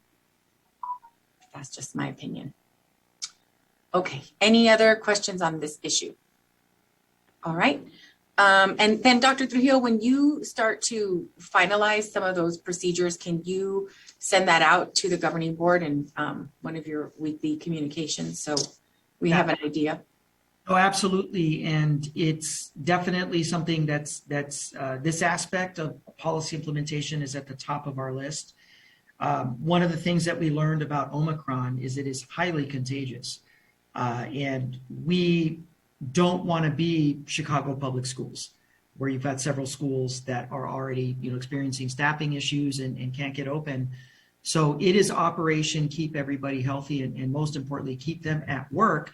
Though we know that Omicron is less likely to land an employee in the hospital, especially one that's fully vaccinated, missing work is extremely disruptive. 5 days, 10 days, it is extremely disruptive. So for us, it's not the hospitalization issue per se, it's the time out of work that becomes a disruption. It's the time out of the classroom for our students who get caught up in the health and safety protocols. That is why we want to get weekly testing stood up as quickly as possible. I will say that, as you said, President Grijalva, it's at no cost to our employee. We're doing this at their respective site. We're doing this at their respective district department. We think that it's a very, very small ask to be able to do this free of charge. And we want to be very, very clear that with our unvaccinated employees, this is how we expect them to contribute to our mitigation efforts. We believe that every employee in our district has a role to play in keeping COVID out of this district and mitigating the spread. And if employees are choosing not to be vaccinated, we do respect that. We provide this avenue for them to play their role. And so we want them to be able to do that as quickly as possible. And we simply can't support a refusal at this point now that this is actual governing board policy. And is this, will you be talking about other meetings, like department meetings, that kind of thing, that has, some of those have been happening in person? Are all of those, based on what we've heard and what we're hearing about this variant, are we going to be going remote with those department meetings just to reduce the risk? We met this morning, met with the leadership team regarding our opening quarter adjustments, and definitely for January. Our regional assistant superintendents will be meeting with their principals this week in their regional meetings, and we are going to be going all remote with meetings on our campuses. Definitely for the month of January. What we discussed this morning is really the only thing that's live, right, that should be live in our schools right now is basically just school. It's just the in-person instruction. But everything else really does need to be remote at this particular time, as it is Operation Keep Everybody Safe and Healthy and on the job. We don't want to be contributing to any more staff absences that we've already started to see. So that direction will be memorialized this week as we meet with campus principals. And hopefully we'll be able to re-examine in February, but after hearing Dr. Collin, it probably looks like it's going to be March. And what about like assemblies and other things that had been happening before the break? Yes, we're going to be looking at assemblies very closely. And we're also going to be looking at volunteers. We're going to have more information on assemblies and volunteers a week from tonight in our COVID update, as that gives us time to interface with our principals and sort of talk about the adjustments that we're going to make specifically with regard to volunteers and indoor performances and gatherings. I think largely the outdoor happenings will probably remain the same, but we had previously some requests to green light some indoor performances. We're going to have to go back and revisit, given what we heard tonight from Dr. Collin. But we'll have information for you a week from tonight. Okay, thank you. Any other questions? We still have one other item. One But other item, Mr. Young or Ms. Lenhart, did you have anything else to add to? No, thank you. I'm good. Okay, thank you. Okay, Dr. Trujillo. Yes, the one remaining action, if you will, tonight is to throw it over to the governing board.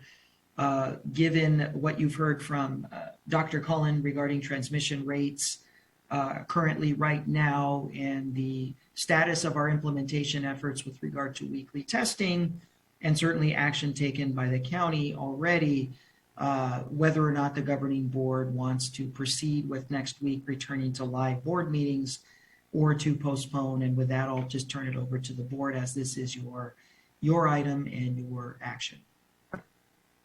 I personally would like to see us postpone in-person meetings until, I mean, we can look at like the second meeting in February to see where we are with numbers, but I am anticipating based on everything that we've heard that it's going to be a really bad month or two. And so any other board member want to contribute? Yes, Ms. Shaw. Thank you, Ms. Grijalva. Personally, I would like to see us open up our board meeting. We have promised this to the public since last year, and we just keep extending it. And, you know, at Duffy, we're going to be like, it's going to be a fraction of the exposure compared to, you know, employees and students at high school, middle school, and at elementary school. And so I think we should really mirror the conditions that our employees have to face every day that they're working, and open up our board meetings so that when the public can, you know, I think the public agrees that we should open up and also just lead by example. And so I would really like to see us finally open up. I don't think COVID's gonna like change in the next month. And so I think we need to really just stick by our guns and open up the meetings. Yeah, thank you, Ms. Shaw. I do disagree as far as, I hope I'm wrong, but based on what everyone said, it's not going to be a good month or two for our community. And so just based on positivity rates that we see right now, and we still have another week as a buffer from our holidays. And I mean, we just, in general, illness after our holiday breaks. But this one is especially concerning to me. Dr. Ravi. Sure. I mean, I think, you know, we're trying to mirror is not the classroom situation, but the assembly situation. If we're looking into indoor performances and things like that, and we're going to be socially distant from everyone. You know, if we were in person as governing board members, the question is, you know, do we have somewhere a situation where we're bringing together a number of public in a confined space? And is that the best thing to do when there's alternatives in place that are, you know, at least you know, marginally as effective, which we know that's not the case for teaching and learning at this point. And so I think, you know, what we need to decide is not about, you know, our own, you know, safety, but, you know, bringing together the public in an indoor space at Duffy is at the best interest of our public. And I wouldn't say that we've heard from the community that they want to have in-person meetings. I don't think we have any data to support that. We have some loud voices that definitely, you know, are supportive of having in-person meetings, but we shouldn't base our decision based on the loudest voices in the room. And one other thing I do want to add in is that Dr. Ravi, you just shared your children are going to have to be quarantined, and we all have children in our schools. And if this is something that spreads in our schools, if we don't have the capacity to be able to participate in this way, then we'd be on a phone if we can. So I do think that this is better than the alternative where some of us might be missing just because we're quarantined. And that could be Dr. Ravi tomorrow. He could be waiting for 5 days to see. And if this was a meeting that was, you know, happening next week, he might not be able to participate at all or participate on the phone. And I just think that I understand your position, Ms. Shaw. And it's not that I don't disagree with the idea of meeting in person. I disagree with the timing of it right now. So Right. Yeah, what you're saying, Ms. Grijalva, like there's no Zoom option if we're in person. And that's something that we need to figure out the technology behind. And so if someone isn't available or is missing for some reason, or if they can't come in or staff, a presenter can't even Zoom in, from outside, Dr. Cullen couldn't Zoom in. So we have to kind of work out some technology, I think, as well, as we're trying to figure out how to get back to in-person meetings and let people Zoom in, whether they're board members or key staff members that are either quarantined or just can't come, or presenters and outside speakers. yeah, I do think that there has to be a solution to that, hopefully. Ms. Luna Rose? Yes, thank you. I'll be honest, I'm torn because I'm always a person that likes the public to be able to voice their opinion, and I certainly voiced mine. But at the same time, how do we keep everybody safe? So I am okay with us going back in person like we had it as just the board for the time being and monitoring those numbers.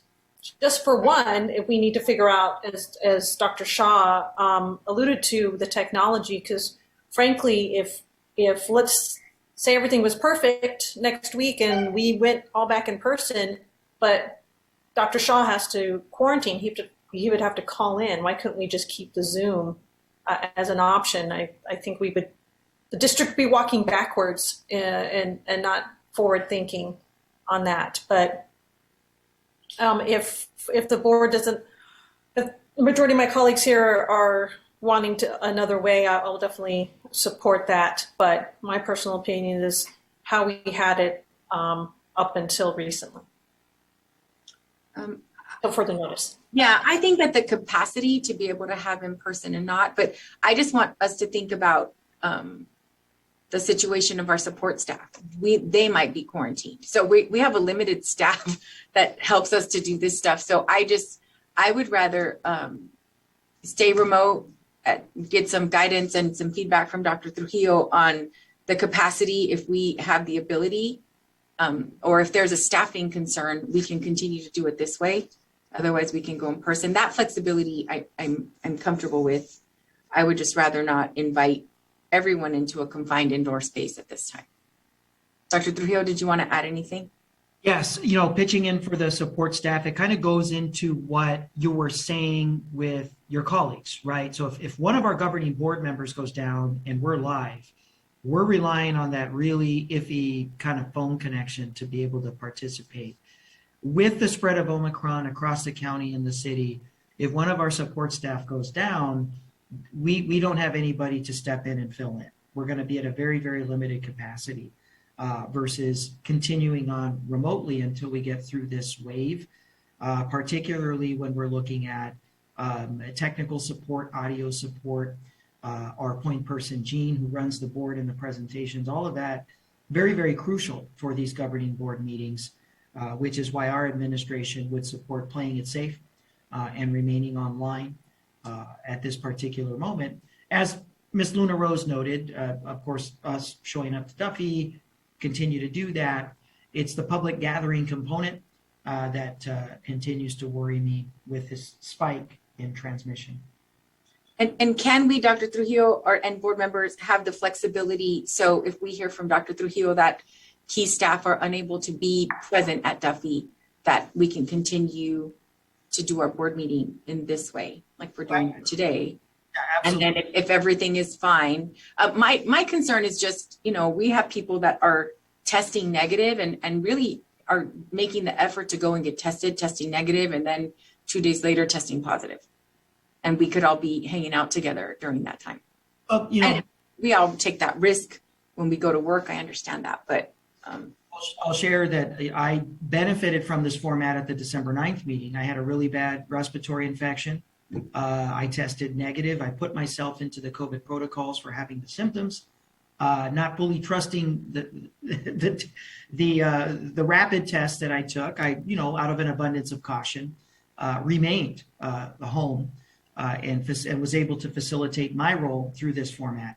So I think as we go through this wave, I think it is beneficial to have this format. It allows for the flexibility of still being able to facilitate the meetings And if we have any team members or anybody on the dais that has to go into COVID protocols, we still have the ability to do the people's business, if you will, and be able to convene in a legally quorumed meeting. Ms. Grijalva? Yes, Dr. Robbie. Can I ask Dr. Trujillo, when you're presenting again on COVID protocols next week, we spent a lot of time over the last few months as we talked about how to get to in-person meetings, talking about the physical logistics. We didn't spend a lot of time talking about the technology logistics, and that came up during our conversation or our back and forth on email about the schedule and calendar.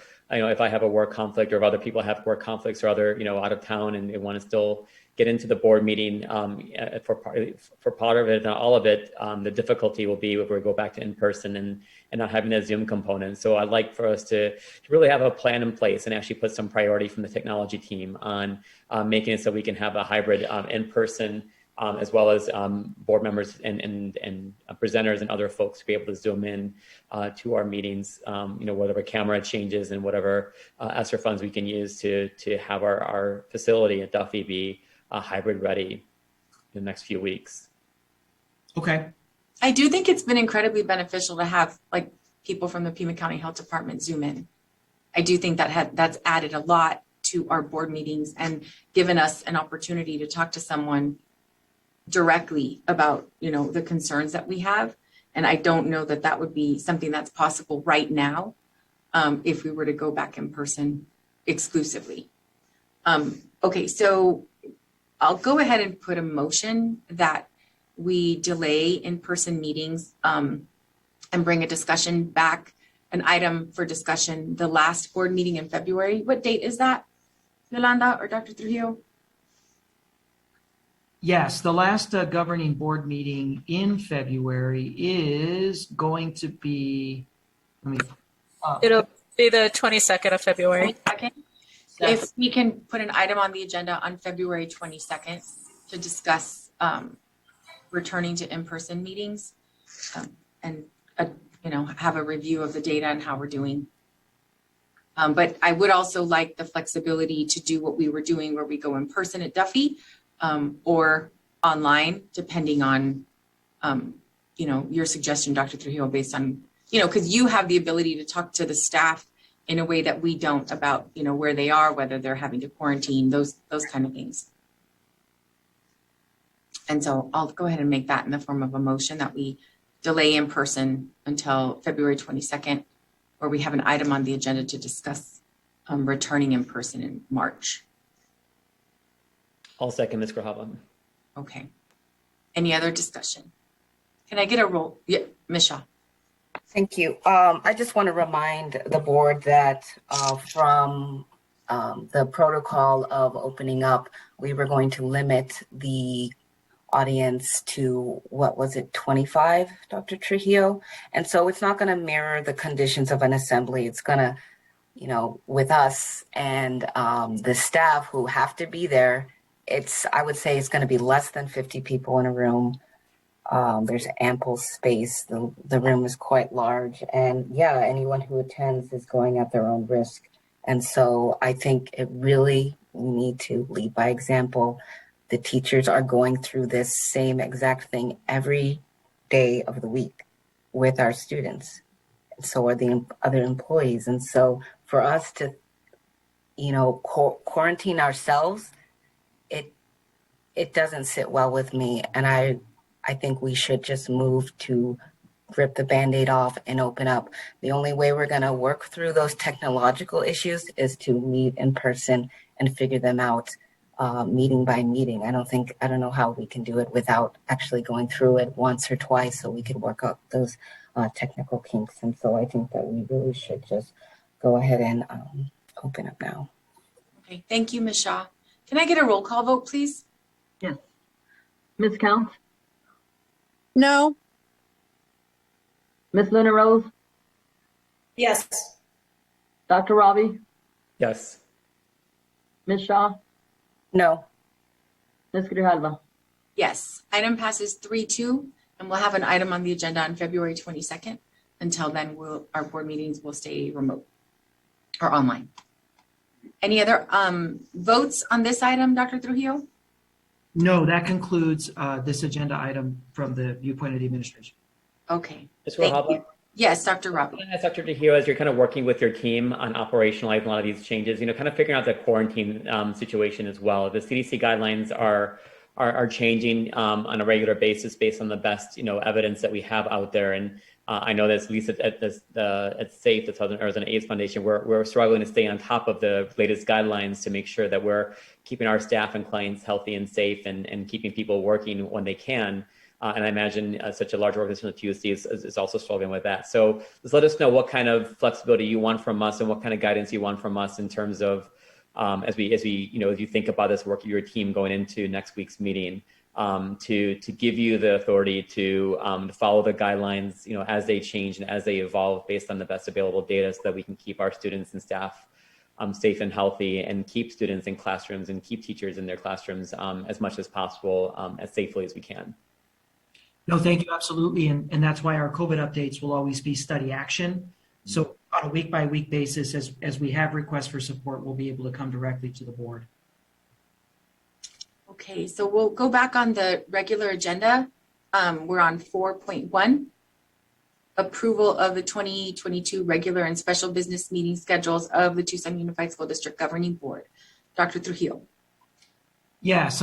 First of all, before bringing this item forward, I want to thank Yolanda and Michelle. They worked really, really hard on trying to find, put together this calendar of dates. And I do want to make just a general statement to the viewing public, our community, and our employees. It was really, really important for the administration to do everything it could with regard to the development of the calendar, to find a way to schedule governing board meetings that were free and clear of major religious celebrations from an interfaith perspective that take place in the Tucson Unified School District. All of the major religions and religious observances that occur in our beautifully diverse district.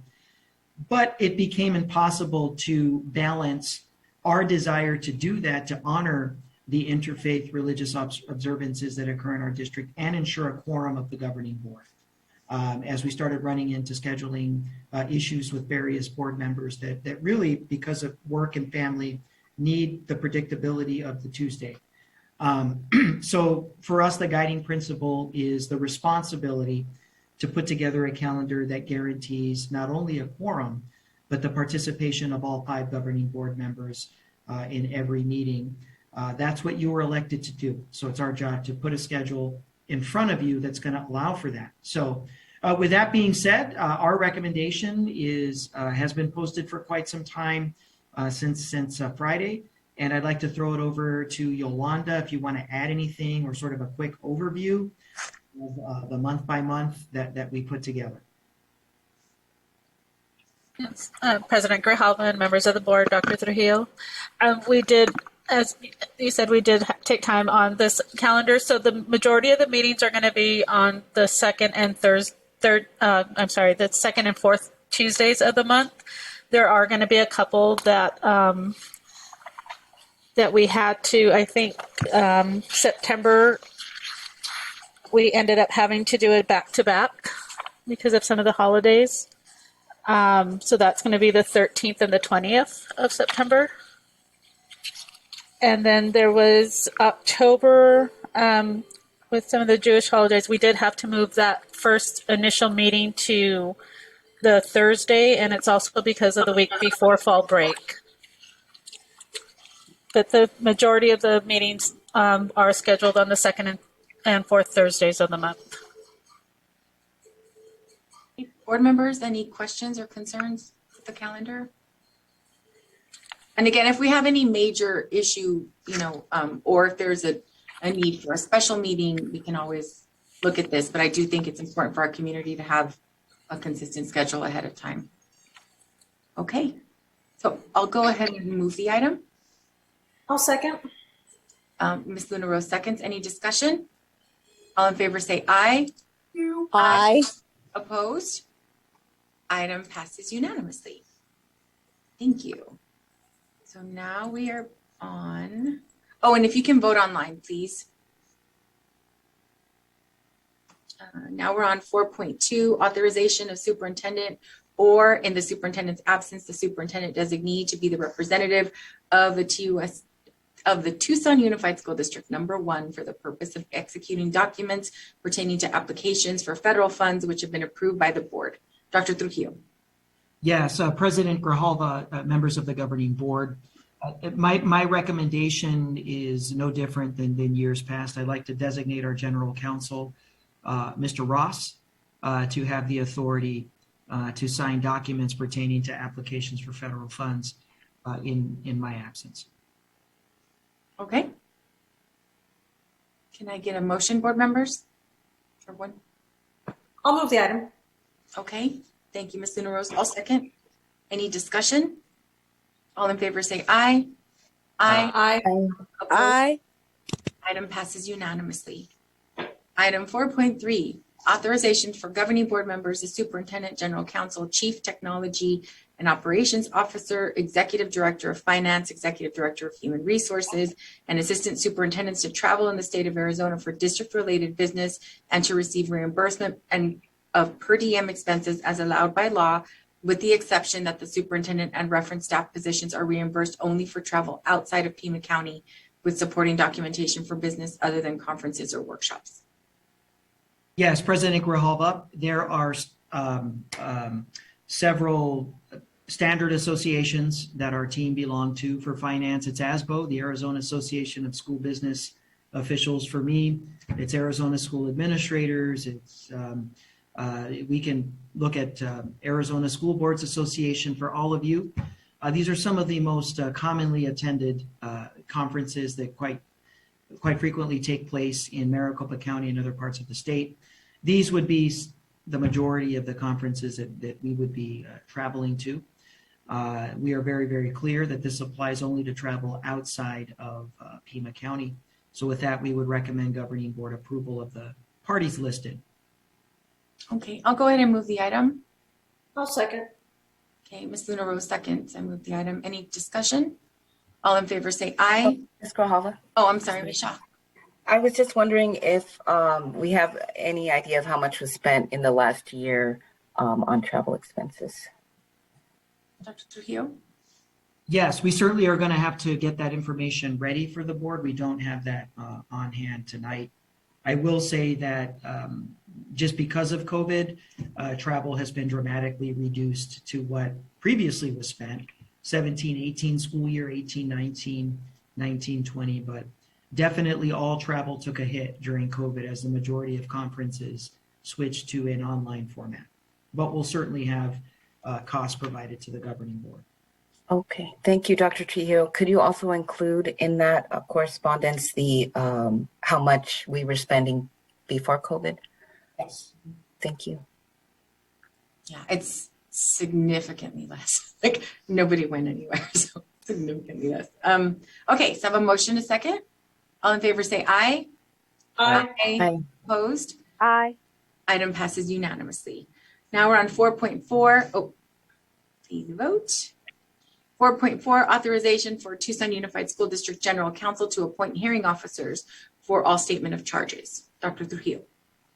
Yes, this is authorization for our general counsel to serve as our lead administrative contact person in the selection of hearing officers in the event of expulsion hearings or suspension hearings. Mr. Ross? Yes, good evening, board members. This is the one for statements of charges, right? Yes. For student matters, right? So the statute allows for the school district to select a hearing officer from a list of hearing officers or negotiate with counsel for an employee who is being subject to a statement of charges to select a hearing officer. And this item would authorize the general counsel to engage in that process and select someone without having to come back to the board to vote on that hearing officer. And Mr. Ross, how often do you appoint hearing officers? For statements of charges, we have done one in the last 4 years. Okay. All right. I'll go ahead and move the item. I'll second. Thank you, Ms. Luna Rose, seconds. Any questions, discussion? Okay. All in favor say aye. Aye. Opposed? Item passes unanimously. Now we're on 4.5, authorization for Tucson Unified School District General Counsel to schedule student disciplinary hearing. I'm sorry, I'm going to redo that one again. Authorization for TUSD General Counsel to schedule student disciplinary hearings for recommendations to expel and authorize use of hearing officers. Dr. Trujillo. Yes, and previously jumped the gun over 4.4. This is item 4.5 that would give authorization to our general counsel, Mr. Ross, to take the lead on selecting hearing officers to facilitate long-term suspensions or expulsion hearings for students without having to come back to the board for approval of each officer. Okay, anything to add, Mr. Ross? No, thank you. Okay, and how often do you engage in authorizations for scheduling student disciplinary hearings? So this is really a routine matter that happens mostly through student relations.